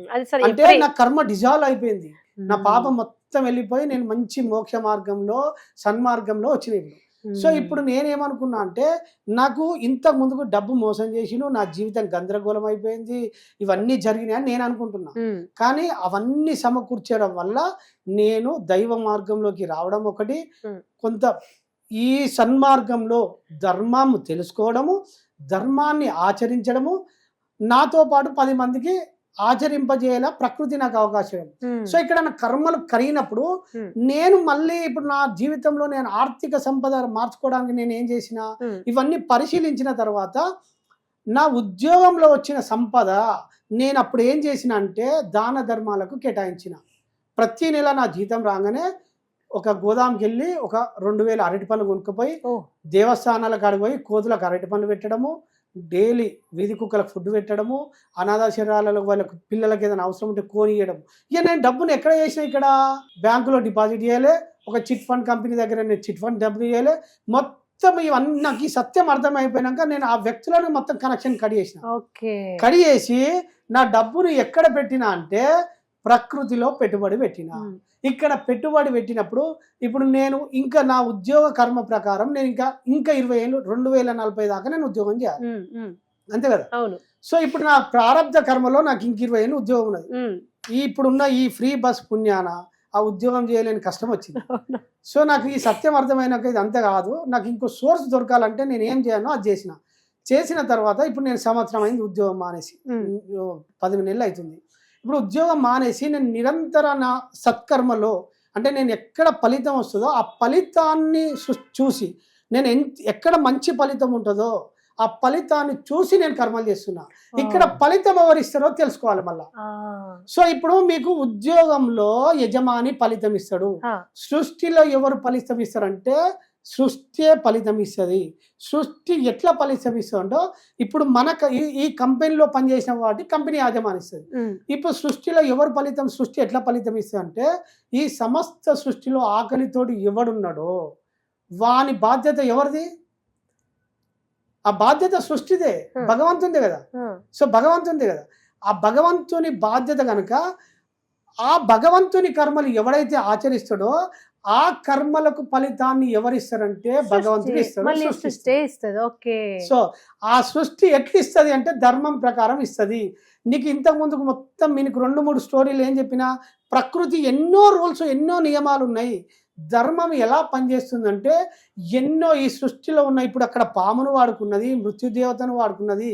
సో నా కోసము ప్రకృతి ఎంతమంది నన్ను వాడుకుంటుంది, నా ఫలాన్ని వాళ్ళకి అందజేస్తుంది. నేను చేసుకుంటూ పోయినా అప్రయత్నంగానే నాకు అంత సమకూర్చే వ్యక్తులు నా ముందుకు వచ్చేసారు. సో ఇక్కడ జస్ట్ నా కర్మను మార్చి ఫలితాన్ని సృష్టి యొక్క నాకు ఏ ఫలితం వస్తుందో తెలుసు కదా. సో ఇక్కడ సృష్టి కర్మలు చేయడం మొదలుపెట్టి నేను. అందుకే లోక కళ్యాణం కోసం ఎవడైతే చేస్తాడో ఆడు లోకేశ్వరుడే చూసుకుంటాడు. ఇక్కడ నేను చాలా మందిని గమనించి, ఇప్పుడు కొంతమంది ఉంటారు వాళ్ళు అయితే అప్పు చేస్తారు. చేసినప్పట్ల ఈ డబ్బులు ఇవ్వకుండా కృతజ్ఞత ఉండదు. అవును. చాలా మంది ఉండదా? ఇప్పుడు అయ్యో వీళ్ళు ఇప్పుడు నేను మీ దగ్గర డబ్బులు తీసుకున్నాను, నాకు సంతోష్ గారు ఇచ్చారు, నేను ఇయ్యలేకపోతున్నాను బాధల్లో ఉండాలి. ఉంటది. పక్కకెళ్ళి అడుగుతున్నాడు ఏంది అసలు నాకు అది ఇదని రివర్స్ మిమ్మల్ని తిట్టడము, అవును.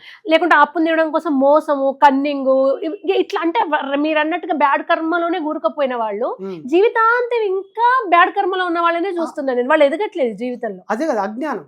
అజ్ఞానం మెయిన్ మూలం అజ్ఞానము, అంధకారము, మూఢ విశ్వాసము, ఇవన్నిటి నుంచి మనిషి బయటికి రావాలి.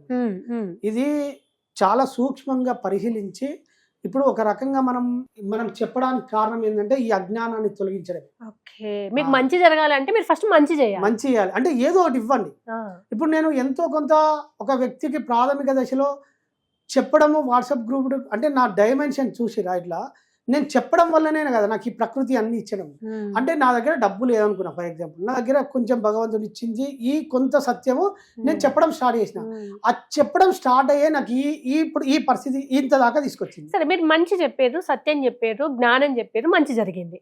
కొంతమంది వాళ్ళ దగ్గర ఉన్న చెడే, అంటే ఇప్పుడు మీకు మంచి తెలిసి మంచిగా చెప్పారు, కొంతమందికి మంచి మాటలు రావు, వాళ్ళ మీద వీళ్ళ మీద అబద్ధాలు పుట్టించడం, పుకార్లు పుట్టించడం, నిందలు వేయడం, ఇది చెప్తే అదే వస్తుందా వాళ్ళకి మళ్ళీ రిటర్న్ లో? దాని ఫలితాన్ని అది రాదు. అంటే వాళ్ళు ఏదైతే ఫలితం ఇప్పుడు చెడు ఫలితాన్ని సృష్టిస్తారు. ఇప్పుడు కొంతమంది కుటుంబాల్లో ఏం జరుగుతుంటే మోసాలు చేయడం, డబ్బు సంపాదించుకోవడం అని. వాడు ఇప్పుడు ఓ రియల్ ఎస్టేట్ చేసిండు, ఒక ఫ్లాట్ ₹1,00,000 ఫ్లాట్ 5 లక్షలకు అమ్మిండు. అంటే ఒక బలహీనుని వీడు బలహీనంగా చూసుకొని మోసం చేసి, నువ్వు వ్యాపారంలో ఒక ₹10 లాభం, ₹20 తీసుకుంటే ధర్మం, కానీ ₹1,00,000 5 లక్షలకు అమ్మిడు. ఇది నువ్వు మనశ్శాంతిగా ఉండాలని వీరు అనుకుంటారు కదా, అస్సలు జీవితకాలంలో నువ్వు మనశ్శాంతిగా ఉండలేవు. సో నీకేం చేస్తే ప్రకృతి ఈ కర్మను నిన్ను మనశ్శాంతిగా ఉండనీయకుండా సంబంధించిన వ్యక్తులను నీ కోసం తయారు చేస్తుంది, సృష్టించి ఆ వ్యక్తుల ద్వారా నీకు గౌరవం లేకుండా చేస్తుంది. అంటే ఫైనల్ గా ఏ మనిషి లక్ష్యమైనా నేను బాగుండాలి, హ్యాపీగా ఉండాలి, నా జీవితం బాగుండాలి, అట్లా ఉండాలంటే ఏం చేయాలి కర్మ? Right madam. అంటే ఇప్పుడు కామన్ పబ్లిక్ కు నిరంతరం అవసరాలు ఇదే మెయిన్. అందరికీ నిత్యము జీవన విధానానికి అన్ని సమకూర్చాలి మేడం. మనిషి ఒక్కడే ఒక రహస్యం, ఏదైతే ఫస్ట్ నీకు కావన్నో నిర్ణయించుకోవాలి. నాకు ఇప్పుడు డబ్బు కావాలి, అయితే నాకు ప్రేమ కావాలి, నా పిల్లలు నన్ను బాగా చూసుకోవాలి. నన్ను బాగా చూసుకోవాలంటే నా పిల్లలు రేపు పొద్దుగాల వృద్ధాప్యంలో నన్ను వృద్ధాశ్రమాలు వేయొద్దు అంటే నేనేం చేయాలి, ఇది తెలుసుకోవాలి. నిరంతరం ఇప్పుడు వృద్ధాశ్రమాలు పెరిగిపోయినాయి. ఎందుకు పెరిగిపోయినాయి అంటే పిల్లల మీద తల్లిదండ్రులు విపరీతమైన హక్కు చూపించి వీళ్ళ ఇష్టాలను వాళ్ళ మీద రుద్ది వాళ్ళ బలహీనతను క్యాచ్ చేసుకొని వాళ్ళని వేధిస్తున్నారు. ఆ కర్మ పట్టి పీడిస్తుంది. అంటే ఇక్కడ సత్యం చెప్తున్నా, తల్లిదండ్రుల తప్పు పిల్లల అంటలేమో, ఇది కర్మ యొక్కను చూడాలి.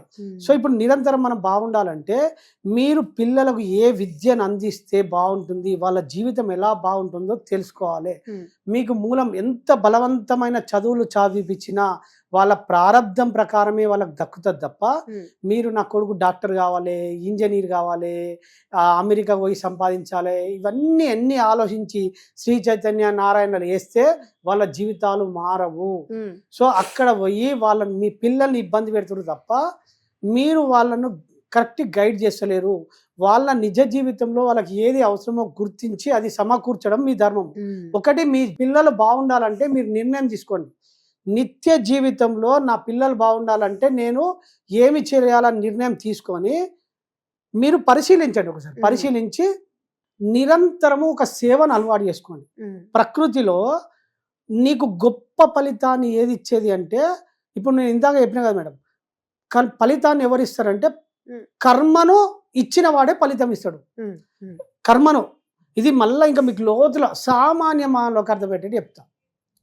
ఒక ఇల్లు కడతాం మేడం, ఆ ఇల్లు కట్టే క్రమంలో ఒక ఇల్లు మేస్త్రి ఉంటారు, కాంట్రాక్టర్ ఉంటారు. సో రోజు కూలీలకు డబ్బులు ఇవ్వాలంటే ఎవరు ఎంత ఇవ్వాలనేది, రోజు కూలీలకు ఎంత ఇవ్వాలంటే ఒక ₹1000 కూలీ ఉంటుంది. కూలీని ఆ డబ్బు ఎవరు ఇస్తున్నారంటే ఆ ఇల్లు కట్టే కాంట్రాక్టర్, అంటే ఆ యజమాని ఫలితం ఇస్తుంది. కానీ ఫలితం నిర్ణయించేది యజమాని కాదు. ఆ వ్యవస్థలో ఆ కాలమాన ప్రకారంగా అక్కడ ఒక రోజుకు ఒక స్త్రీకి ₹1000, 800, ఒక పురుషునికి 1000 రూపాయలు అనేది ఒక నియమం ఉన్నది. ఆ నియమం ప్రకారంగా ఈయన ఫలితం ఇస్తుండు. మీరు ఫలితాన్ని ఎలా చూడాలంటే, నేను కర్మ ఆచరించినప్పుడు ఫలితాన్ని, అందుకే ఫలితం మన చేతికి ఇవ్వకుండా మీకు అర్థం కాకుండా భగవంతుడు ఇలా స్కెచ్లో ఇరికిచ్చిండు. ఫలితాన్ని సృష్టిలో నేను ఏ కర్మ చేస్తే ఏ ఫలితం వస్తుందని తెలుసుకొని చేయండి. నేను సత్కర్మలో ఉన్ననా దుష్కర్మలో ఉన్ననా నిరంతరం నేను ఎటువంటి కర్మలో ఇన్వాల్వ్ అయి గుర్తించినప్పుడు మీరు ప్రతిరోజు నిరంతరము ఏదో ఒక సేవ, మీరు ఎవరిని నమ్మకండి, ఎవరిని మోసపోకండి, జస్ట్ సత్యం పరిశీలించి మీ జీవన విధానంలో ప్రాక్టీస్ చేయండి. భగవంతుడు మన చుట్టే ఎన్నో పరిసరాలు, ఎన్నో పరిస్థితులు ఉన్నాయి. మీ ఇంటి ముందర ఒక వీధి కుక్క ఉంటుంది, కుక్కకు రోజు ఒక అన్నం పెట్టండి, ఒక పూట. మీ దగ్గర ఉన్న పశువులకు గోశాలలకు వెళ్ళండి, సేవ చేయండి. దేవస్థానాలకు వెళ్ళండి, సేవ చేయండి. దేవస్థానాల కర్మను ఆచరించండి. దేవస్థానాల కాడ సేవ చేసినప్పుడు ఏమవుతుందంటే, అది భగవంతుని లోక కళ్యాణం కోసం, ఎంతో మంది కోసం దేవస్థానం ఉన్నది కనుక అక్కడ మీరు కర్మ చేసినప్పుడు ఫలితాన్ని భగవంతుడు అప్పచెప్తాడు మీకు. మనం ఇక్కడ కర్మ, ఎవరి కర్మని తీసుకుంటున్నాము? భగవంతుని కర్మ తీసుకుంటున్నాం. అంటే భగవంతుని యొక్క కర్మ ఆచరించినప్పుడు, నా కర్మ ఇప్పుడు నా పనులు చేసినప్పుడు నేను ఫలితం ఇస్తా. ఇక్కడ భగవంతుని కర్మలు తీసుకోవాలి, మనం లోక కళ్యాణమైన పనులు తీసుకోవాలి. అందుకే భగవంతుల్లో అత్యున్నత కర్మ ఏమంటారంటే, ఆకలే ప్రత్యక్ష దైవం అన్నాం కదా. ఎక్కడ ఆకలి ఉంటుంది, ఆకలి ఎవరు తీర్చాలి? భగవంతుడే తీర్చాలి. ఎక్కడ ఆకలి ఉంటుందో అక్కడ ఆకలి తీర్చేవాడే భగవంతుడు. ఆ ఫలితాన్ని సృష్టి నీకు తీసుకొని నీకు ఉన్నతమైన ఫలితాన్ని నీకు అందజేస్తుంది. అందజేసే క్రమంలో సృష్టి ఎవరినన్నా వాడుకుంటుంది, అది నీకు సంబంధం లేదు. మీరు ఈ స్టోరీలు అన్ని పరిశీలించండి. ఇవన్నీ ఒక 2-3 సార్లు విని మీ నిజ జీవితంలో ఆచరిస్తేనే ఫలితం వస్తుంది. మీరు ఆచరించకుండా మీరు వేరే వ్యక్తుల మీద మోసాలు చేసినంతసేపు మీ జీవితంలో మనశ్శాంతి ఉండదు. పైగా కర్మ మహోదకం అని చెప్తుంది ఇక్కడ. అంటే మీ కర్మ పాపం పెరుక్కుంటూ పోతుంది. అది మీ వినాశనానికి దారి తీస్తుంది. మీరు ధర్మాన్ని తెలుసుకోకుండా చేసే కర్మలన్నీ మీకు ఆ కుటుంబానికి శాపమై కూర్చుంటాయి. ధర్మాన్ని ఆచరించినప్పుడు ధర్మమే మిమ్మల్ని రక్షిస్తుంది. ఈ సత్యం తెలుసుకొని మనిషి నిరంతరము పుణ్యకర్మలు చేస్తూ ఉన్నప్పుడు ఆ కుటుంబంలో మార్పులు వస్తాయి. ఇంతకు మించిన ఫలితము సృష్టిలో మరొకటి లేదు. కృష్ణ పరమాత్మ చెప్పిన కర్మ రహస్యాలు ఒకసారి అదే కదా మేడం, ఇంతకుముందు చెప్పిన కదా, బుద్ధియుక్తో జహాతియ ఉభయ సుకృత దుష్కృత. అంటే నీకు పాపము పుణ్యము అని ఇదే చెప్తుంది కదా. ఇంత చెప్పింది అంతా ఇదే మేడం, మొత్తం ఇంటర్లింక్ అయ్యే ఉంటుంది. సో ఇక్కడ పాపము పుణ్యం అనే నీకు 2 అకౌంట్లు ఉన్నాయి. ఆ 2 అకౌంట్లు నువ్వు పాపం పేరుకపోతుందా పుణ్యం పేరుకపోతుందా? ఈ పాపం పెరిగిపోయినప్పుడు నిన్ను కర్మలో, ఆ చక్రంలో నిన్ను ఆ కర్మ బంధిస్తుంది. పుణ్యం పేరుకపోయినప్పుడు ఈ కర్మ అన్న బంధిస్తుంది. కర్మసో కంశలం అంటే కర్మ నుంచి విముక్తి చేస్తుంది. సో ఇప్పుడు నువ్వు ఎట్లా ఇరుకపోయినావు? సో పుణ్యంలో ఇరుకపోతే కొంచెం నీకు భోగం ఉంటుంది, మంచిగా వస్తుంది, మంచి జన్మలు దొరుకుతాయి అనుకుంది. పుణ్యం వల్ల నీకు ఏమవుతుందంటే మంచి గురువులు దొరుకుతారు, మంచి జ్ఞానాన్ని బోధించే గురువులు సిద్ధిస్తారు. పుణ్యం వల్ల నీకు సృష్టి అన్ని సమకూర్చి పెడుతుంది. కానీ పాపంలో చిక్కపోయిన వాడు నిరంతరం దుఃఖంలో ఉంటాడు. నిరంతరము ఆ దుఃఖంలో ఉండడం చేత ఈ శక్తి, అంటే ఈ ఒక వ్యక్తి ఉన్నప్పుడు ఆ వ్యక్తికి ఇంటర్లింక్ అయిన మొత్తం ఆ గ్రూప్ అంతా నెగిటివ్ ఎనర్జీ ఉంటుంది. నెగిటివ్ పర్సన్స్ ఎదురైతారు. ఒక కుటుంబంలో ఒక యజమాని తప్పు చేస్తే ఆ యజమాని తప్పు చేసినప్పుడు ఆ కుటుంబం అంతా అనుభవిస్తా లేదా? ఇప్పుడు ఒక కుటుంబంలో యజమాని యాక్సిడెంట్ అయితే హాస్పిటల్లో ఉన్నాడు మేడం. ఇప్పుడు అది పెయిన్ కుటుంబానికి, భార్య పిల్లలకు ఉంటుందా లేదా? సో అందుకే నిరంతరం పుణ్యకర్మలు మనిషి ఆచరించినప్పుడే నువ్వు ఈ కర్మయోగంలో నుంచి మెల్లగా బయటకు వస్తావు. మరి రమణులు చెప్పిన నేనెవరు అని తెలుసుకుని కర్మ చేయడం ఎట్లా? నేను ఎవరు అన్నది అది మళ్ళా ప్యూర్ వేర్ మేడం.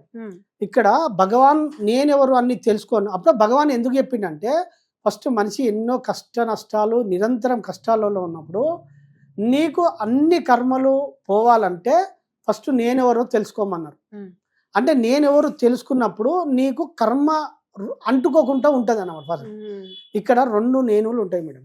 భగవాన్ చెప్పిన ఆత్మవిచారణ మార్గము అన్ని యోగాలకు, అన్ని సారాలను కలిపితే ఆత్మవిచారణ మార్గం అతి సులువైంది. నేనెవరు అనే మార్గం ఎంచుకున్నప్పుడు ఆయన సులువుగా ఆత్మవిచారణ ఒకసారి నేను ఎవరు, నేను ఎక్కడ పుడుతుంది తెలుసుకున్నప్పుడు నీకు సత్యం అర్థమవుతుంది. నేను ఎక్కడ పుడుతున్నాను తెలుసుకోవడంలో ఫస్ట్ ఇక్కడ మనిషి తెలుసుకోవాల్సింది నేను నేను అంటున్నాం, నిరంతరంగా నేను అంటున్నాం. మరి నేనంటే ఈ శరీరమా, నేనంటే ఈ మనస్సా, మరి నేను అంటే ఏంది, ఈ తత్వం ఎక్కడ స్టార్ట్ అయింది తెలుసుకున్నప్పుడు ఇక్కడ రెండు నేనులు ఉంటాయి. ఒక నేను నీ లోపల ప్యూర్ ఎనర్జీ, నేను ఆత్మను, నేను చైతన్యం. సో ఇక్కడ నేను ఆత్మను అని ఎవడని అనుకుంటున్నా మనిషి? ఎవడు అనుకుంటలేడు. నేనే భగవంతుణ్ణి, నేనే ఆత్మస్వరూపమైన నేను ఉన్నా అని ఎవడు అనుకుంటలేడు. సో ఇప్పుడు ఆ నేను అనేది మొత్తం కంప్లీట్గా మర్చిపోయాడు. ఇక్కడ రెండు నేనులు బాగా గుర్తించాలి మనం. భగవాన్ చెప్పిన ఆత్మ విచారణలో రెండు నేనులు ఉంటాయి. ఈ రెండు నేనులో మొదటి నేను అంటే అసలైన నేను ఎక్కడున్నదంటే నీ లోపల ఆత్మ చైతన్యం ఉన్నది.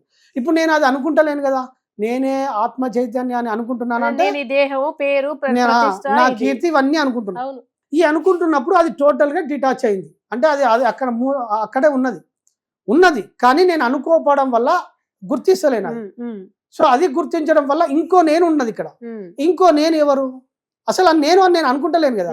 మరి అది నేను అనుకోకపోతే ఇంకో నేను ఉన్నదా లేదా? అహం కదా. అదే అహం అంటే నేనే మేడం. అహం ఎట్లా పుట్టింది, ఎక్కడ పుట్టింది, ఎట్లా స్టార్ట్ అయింది? ఇది ఆత్మ విచారణ ఏమని చెప్పిండు భగవాన్. ఇది ఎక్కడ పుడుతుంది అంటే ఇక్కడ ద్వైతం అద్వైతం రెండు వస్తాయి. ద్వైతం అంటే మనం ఆత్మనిష్టలో ఉన్నప్పుడు ద్వైతంలో ఉంటాము.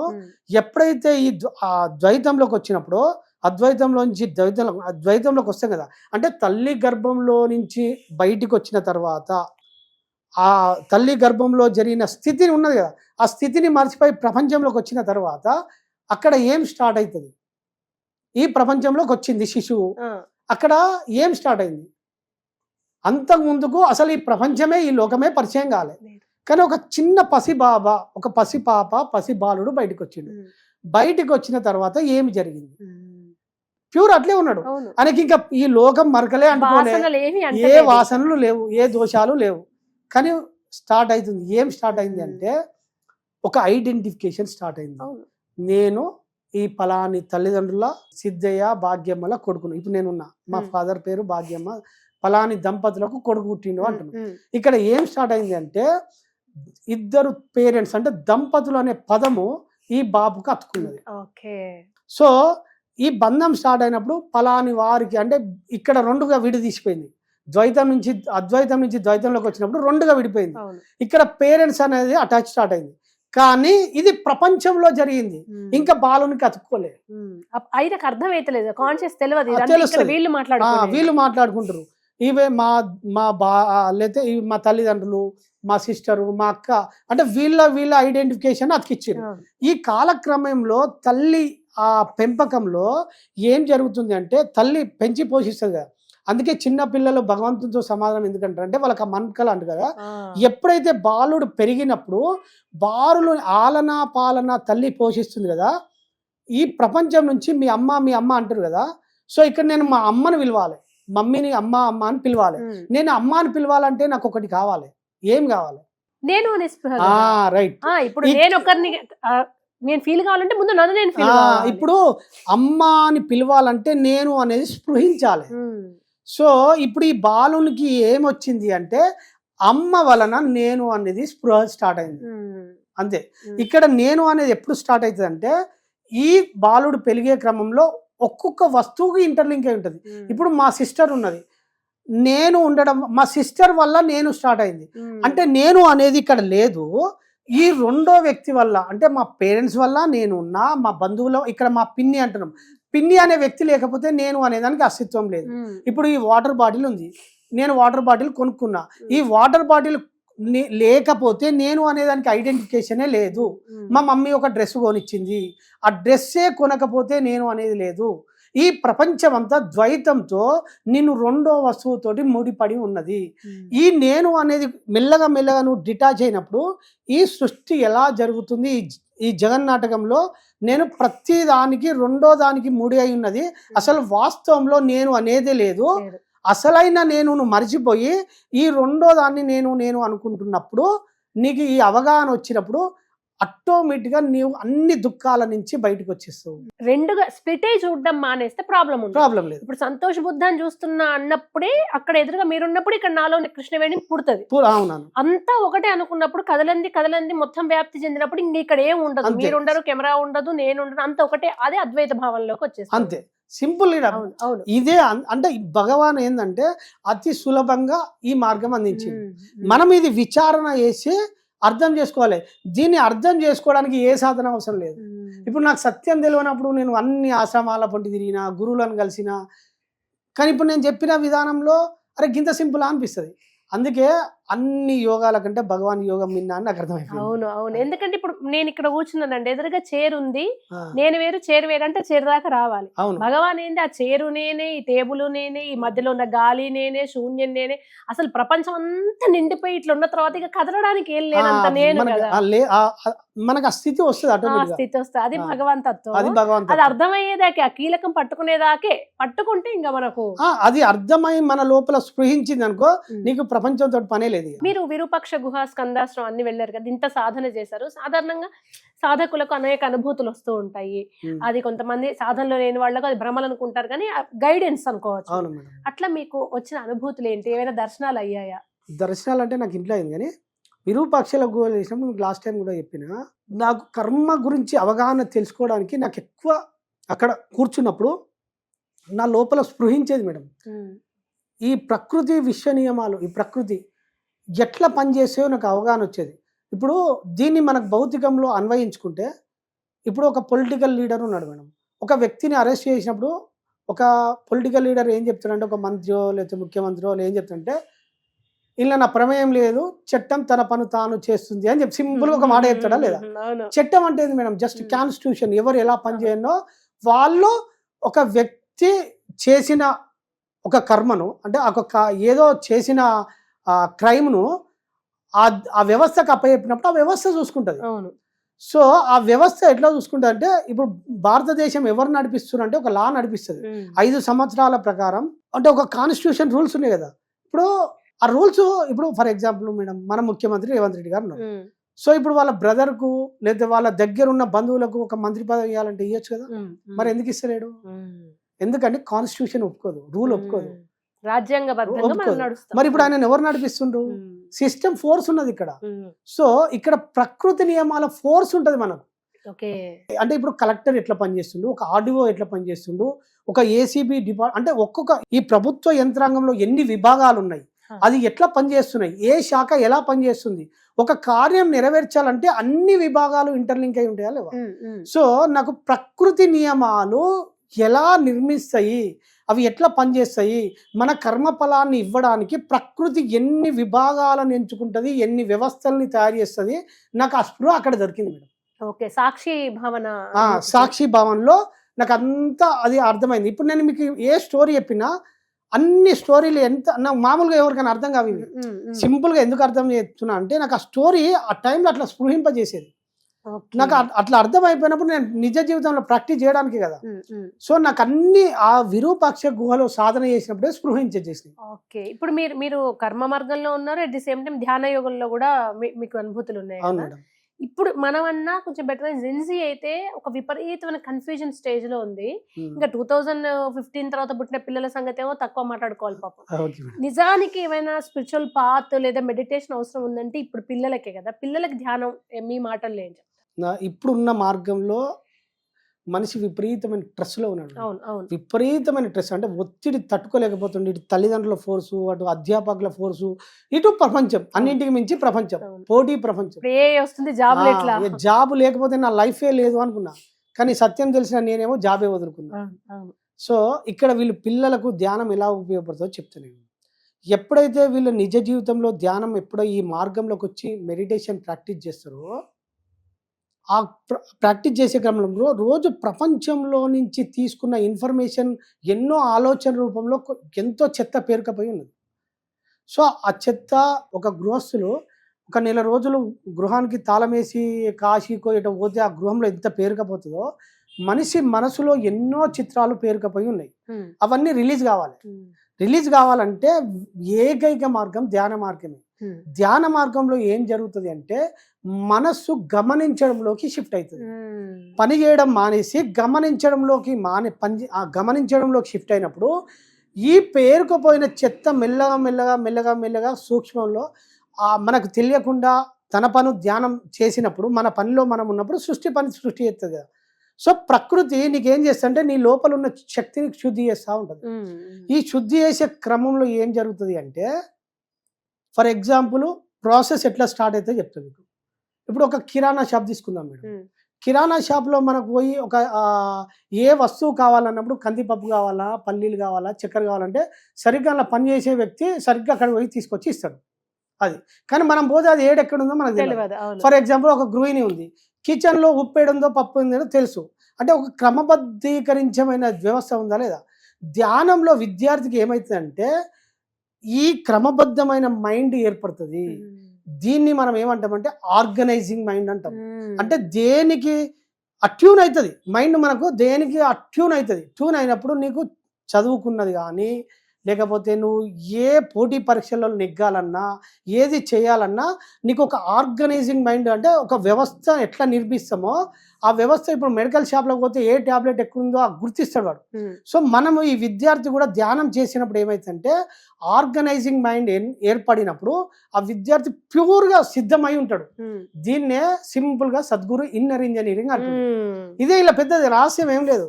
ఈ ఇన్నర్ ఇంజనీరింగ్ ఏంటంటే నువ్వు ఎప్పుడైతే అంతర్ప్రయాణం మొదలు పెడతావో మనస్సు గమనించడంలో నువ్వు ఇన్వాల్వ్ అయినప్పుడు నీకు ఆ ఆర్గనైజింగ్ వ్యవస్థ నీ మైండ్లో ఆ ప్రాసెస్ జరుగుతుంది. ఇట్లా విద్యార్థులకు నిరంతర ఇప్పుడున్న విద్యార్థులకు ధ్యానం అత్యంత అవసరం. అట్లాగే బుద్ధాజీ, మీరు 111 మంది నాగ సాధువుల్ని హైదరాబాద్ ఉప్పల్కి రప్పించి చేసిన ప్రోగ్రామ్ అనేది నాకు తెలిసిన భూతన భవిష్యత్. నాగ సాధువులను చూడాలంటే హిమాలయాలకు, కాశీకు వెళ్ళాలి. అది కూడా కొన్ని కుంభమేళాల లాంటి సందర్భాల్లో తప్ప చూడము. నేను సాక్షిని అసలు ఆ ప్రోగ్రామ్ కి. అది ఎట్లా సాధ్యమైంది? అది ఎట్లా సాధ్యమైందంటే దాన్ని మీరు ప్రత్యక్షంగా చూసిరు కదా మేడం. అసలు అంత పెద్ద ఈవెంట్ చేస్తాను నేను కూడా ఎక్స్పెక్ట్ చేయలేదు.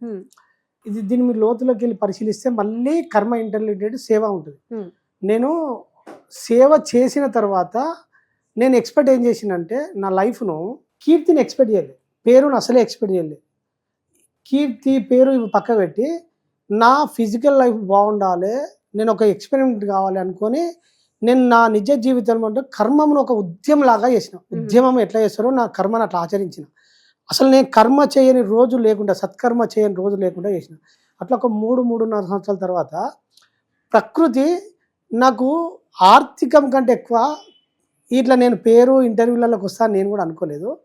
సో నాకు ఒక కీర్తి, అంటే నాకు సేవ చేసిన ఫలితాన్ని ప్రకృతి నాకు ఇవ్వాలి. నాకు ఇవ్వాలంటే ఏం చేయాలి? ఒక కీర్తిని ఇవ్వాలి. కీర్తిని ఇవ్వాలంటే కీర్తి ఎట్లా వస్తుంది? ప్రకృతి ఆ డిజైన్ చేస్తుంది, ఆ స్కెచ్ చేస్తుంది. ఆ స్కెచ్ చేసినప్పుడు ప్రకృతి నన్ను అట్లా పరిచయం చేయాలి ఈ ప్రపంచానికి అన్నప్పుడు ఒక పెద్ద ఈవెంట్ను క్రియేట్ చేసి లేకపోతే ఆ గురువులను పరిచయం చేసి ఆ గుర్తింపుని ఇవ్వాలన్నప్పుడు ప్రకృతి నాకు కావాల్సిన ఆ గురువులను అందరినీ ఎట్లా ఇంటర్లింక్ చేయనో దానికి సంబంధించిన గ్రూప్ను మొత్తం వాళ్ళ మైండ్ని క్యాచ్ చేసుకుంటుంది.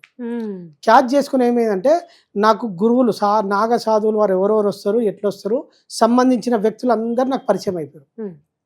పరిచయం అయిన తర్వాత నేను ఒక ఫౌండేషన్ పెట్టాలని అంటే మనం వీళ్ళు కొంతమంది సపోర్ట్ చేసినప్పుడు ఫౌండేషన్ పెట్టాలన్న ఒక ఆలోచన వచ్చినప్పుడు ఈ ఫౌండేషన్ కూడా ఎట్లా ఇనాగ్రేషన్ చేయాలనేది నాకు సంబంధించకుండా ఆ నాగ సాధువులు పరిచయం ఉన్న ఒక వ్యక్తి సాయి ఉన్నాడు. అంటే ఎక్కువ ఆయన గురువులను రాస్తాడు. అన్న మనం ఒక ఈవెంట్ చేద్దాము అని నా ముందుకు వచ్చిండు. ఈ వ్యక్తి నా ముందుకు ఎందుకు వచ్చిండు అట్లా డీకోడ్ చేసినప్పుడు సో ఈ ఈవెంట్ ద్వారా మనం ఒక ఆవిష్కరణ చేద్దాము అని చెప్పి ఈ ఫౌండేషన్ కావాల్సిన వ్యక్తులను మేము ట్రస్ట్ రిజిస్ట్రేషన్ చేసి ఫౌండేషన్ ప్రపంచానికి పరిచయం చేయాలన్నప్పుడు ప్రకృతి మనకు ఆ గురువులు ఆ పరిస్థితులు అన్నీ సమకూర్చిపెట్టింది. దానికి కూడా మనము దాన్ని కూడా కర్మకు ఇంటర్లినేట్ చేయాలని నేను అనుకున్నప్పుడు ఒక 5,000 మందికి భోజనాలు పెట్టాలి. ఇది నా టార్గెట్. 5,000 మందికి అంటే ఒక సత్ఫలితాన్ని సృష్టించినప్పుడు మనము ఒక ఫలితాన్ని సృష్టించినప్పుడు ఎక్కువ మందికే ఫలితం చేరాలి మేడం. అంటే మెజారిటీ ఫలితాన్ని చేరవేరినప్పుడు మనం ఒక గొప్ప కార్యాన్ని తీసుకున్నప్పుడు ఒక 5,000 మందికి భోజనాలు వేసినప్పుడు ఇప్పుడు ఒక రైతుకు ఒక ఒక గుంటలో పంట వేస్తే ఒక రకంగా ఉంటుంది. ఒక ఎకరంలో పంట వేస్తే తనకు సరిపోతుంది. ఒక 10 ఎకరాలలో అది ఎంతో మందికి ఉపయోగపడుతుంది. అవును. సో నేను ఇక్కడ ఎక్కువ మందికి భోజనం పెట్టి ఫలితాన్ని ఎంతో మందికి ఇంటర్లింక్ చేయాలని అనుకున్నాం. ఓకే. అనుకున్నప్పుడు 5,000 మందికి భోజనాలు పెట్టాలంటే ఆ భోజనాలకు సంబంధించిన వ్యక్తులు, దానికి సమకూర్చడం అనే వ్యక్తులు ఉంటారు చూసినావా, వాళ్ళందరికీ ఫలితాన్ని చేరుతుంది వాళ్ళకు. ఓకే. సో అందుకు నాకు ఎవరెవరు ఇంటర్లింక్ అయింది అందరూ తీసుకున్నప్పుడు మనం ఒక పర్టికులర్ ఇంతమందికి భోజనాలు పెట్టినప్పుడు ఆ భోజనాలు సాధువుల చేత పెట్టాలని మనం అనుకున్నాం. సో అట్లా అనుకున్నప్పుడు ఆ సాధువులు రావడము, అంత గొప్ప కార్యం డిజైన్ కావడము, దానికి కావలసిన ఆ ఫండింగ్, ఆ వనరులన్నీ అసలు నేను ఎవరిని అడగకుండా జస్ట్ నేను ప్రాథమిక దశలో జస్ట్ మెసేజ్ పెట్టిన తప్ప ఎవరిని ఒక రూపాయి అడగకుండా నా ప్రయత్నం లేకుండానే అప్రయత్నంగానే అన్ని ప్రకృతి సిద్ధం చేసి పెట్టింది. అక్కడ ఆశ్చర్యపోయింది ఏంటంటే నాగ సాధువుల్లో అకాడాస్ హెడ్ వచ్చారు అక్కడికి. అకాడా తెగకు సంబంధించి అది అసలు కణాన్ని కూడా అంటే మొత్తం హెడ్ వచ్చారు. మొత్తం నాగ సాధువుల వింగ్కి హెడ్ రావడం అనేది షాక్ అయినా ఆయన చూసి అక్కడ. నిజంగా అద్భుతమైన ప్రోగ్రామ్ అది, ఎప్పుడు కనీవిని ఎరగని ప్రోగ్రామ్. అందులో మనకు వేదానంద్ బాబాజీ గొప్ప గురువు, సిద్ధ పురుషుడు, ఆయన రావడం గొప్ప వరము. ఆయనే కైలాసపురి కాలినడకన 11 సార్లు ఎక్కి. అవును అవును. ఆ గురువు వచ్చింది. కూడా అమ్మ ఉంటుంది, అమ్మాయి 50 సంవత్సరాలు మౌనముని, అట్లా అట్లా 4-5 పెద్ద పెద్ద గురువులు వచ్చింది. సో వాళ్ళు రావడము, వాళ్ళ ఆశీర్వాదం ఇవ్వడము చాలా గొప్ప కార్యం మేడం. అది ప్రకృతి డిజైన్ చేసింది మేడం. మీరు గుర్తు చేసినందుకు చాలా థ్యాంక్స్ మేడం. పోలీస్ డిపార్ట్మెంట్ ఎంత సహకరించిందో మేడం, నేను ఎక్స్పెక్ట్ చేయాలి. అసలు మనము ఒక అప్లికేషన్ ఇస్తే ఎవరు సహకరించరు. మేము పోయి కమిషనర్ దగ్గరికి పోయి ఈ కార్యం చేస్తున్నామంటే వాళ్ళు చూసిరు. ఫస్ట్ చూసినప్పుడు ఏసీపీ దగ్గర పోయి లెటర్ ఇస్తాం, ఏం చేస్తుంటే ఇంత పెద్ద కార్యం ఏం చేయం, మన నుంచి కాదు అన్నారు. అంటే జస్ట్ మనం చూసినప్పుడు మా టీం అంతా పోయినప్పుడు. సో వాళ్ళు మళ్ళీ అందులో పనిచేసే ఒక అధికారి, మీరు ఇది సిస్టమ్ ఇట్లా కాదు, పోయి మీ సేవకి ఇంత ఫీజు కట్టి మీరు లోకల్ పిఎస్ కలవండి ప్రొసీజర్ ప్రకారం. అంటే జస్ట్ మీ సేవలు ఎంత మేడం, 185 రూపాయలు ఫీజు అంతే. మనం ఎంతో అనుకుంటాను, ఆ ఫీజు కట్టి మేము తీసుకుపోయి ఆ లోకల్ మా దగ్గర ఉన్న మేడిపల్ పిఎస్లో ఇస్తే వాళ్ళు చూసి ఎంత సంతోషపడ్డారు. అరే మీరు ఇంత పెద్ద ఈవెంట్ చేస్తాం, మేము 100% సహకరిస్తాం, మంచిగా ఉండండి. అక్కడికి వచ్చిన పోలీస్ అధికారులు, మాకు 2-3 సిఐలు, ఎస్ఐలు అధికారులు అసలు దగ్గరుండి మాకు, మీరు చెప్తే నమ్మరు, వాళ్ళే పోలీస్ అధికారులే ఆ జిహెచ్ఎంసీ వారిని రోజు ఆ పాదయాత్ర కూడా రోడ్డును శుద్ధి చేయించారు, ఆ ముగ్గు ఓపించారు. అసలు ఇలా మా ప్రమేయమే లేదు. వాళ్ళు ఎంత సహకరించలో వాళ్ళకు మీరు గుర్తు చేసినందుకు ఈ స్టూడియో తరఫున వాళ్ళ పాదాలకు నమస్కారం మేడం. మస్తు సహకరించారు ఆ డిపార్ట్మెంట్. అందులో పాల్గొని సహాయం అందించిన ప్రతి ఒక్కరికి మా టీం తరఫున కృతజ్ఞతలు.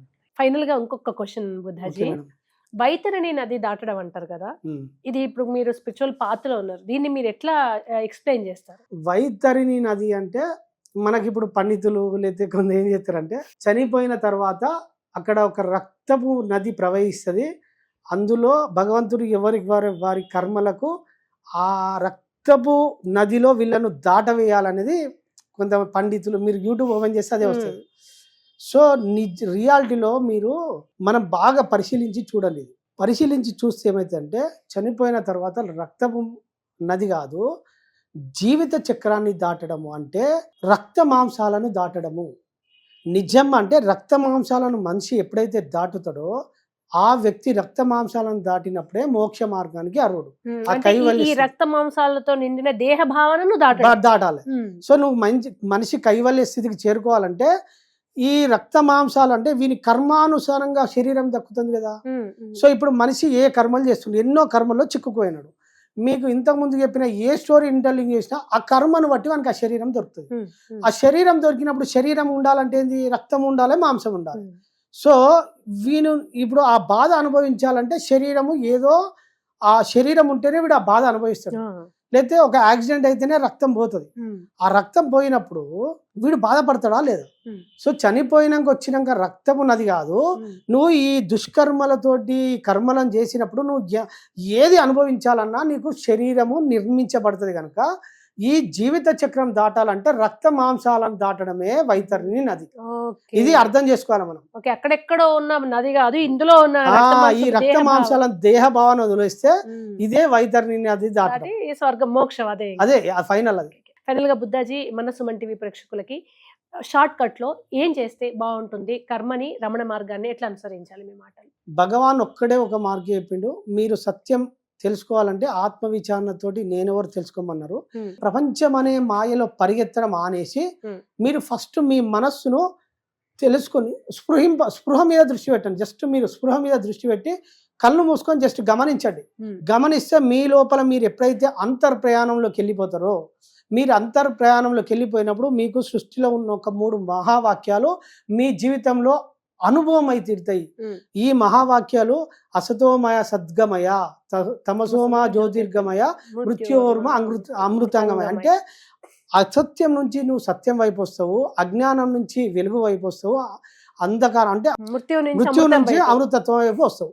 సో ఇది నువ్వు ఆచరించినప్పుడు నీ జీవితం అటోమేటు అజ్ఞానం నుంచి సత్యం వైపు వచ్చినప్పుడు, నువ్వు ఆ ధర్మాన్ని పాటించినప్పుడు మీ జీవితం ఎంత వద్దన్నా నీ మనశ్శాంతి, నీ చుట్టూ ఆనందము, నీకు కోరుకున్న దుఃఖం రాదు మేడం. నాకు ఎంతమంది మా కొడుకును గుర్తు రాసిన కన్నీట చుక్క కూడా రాదు.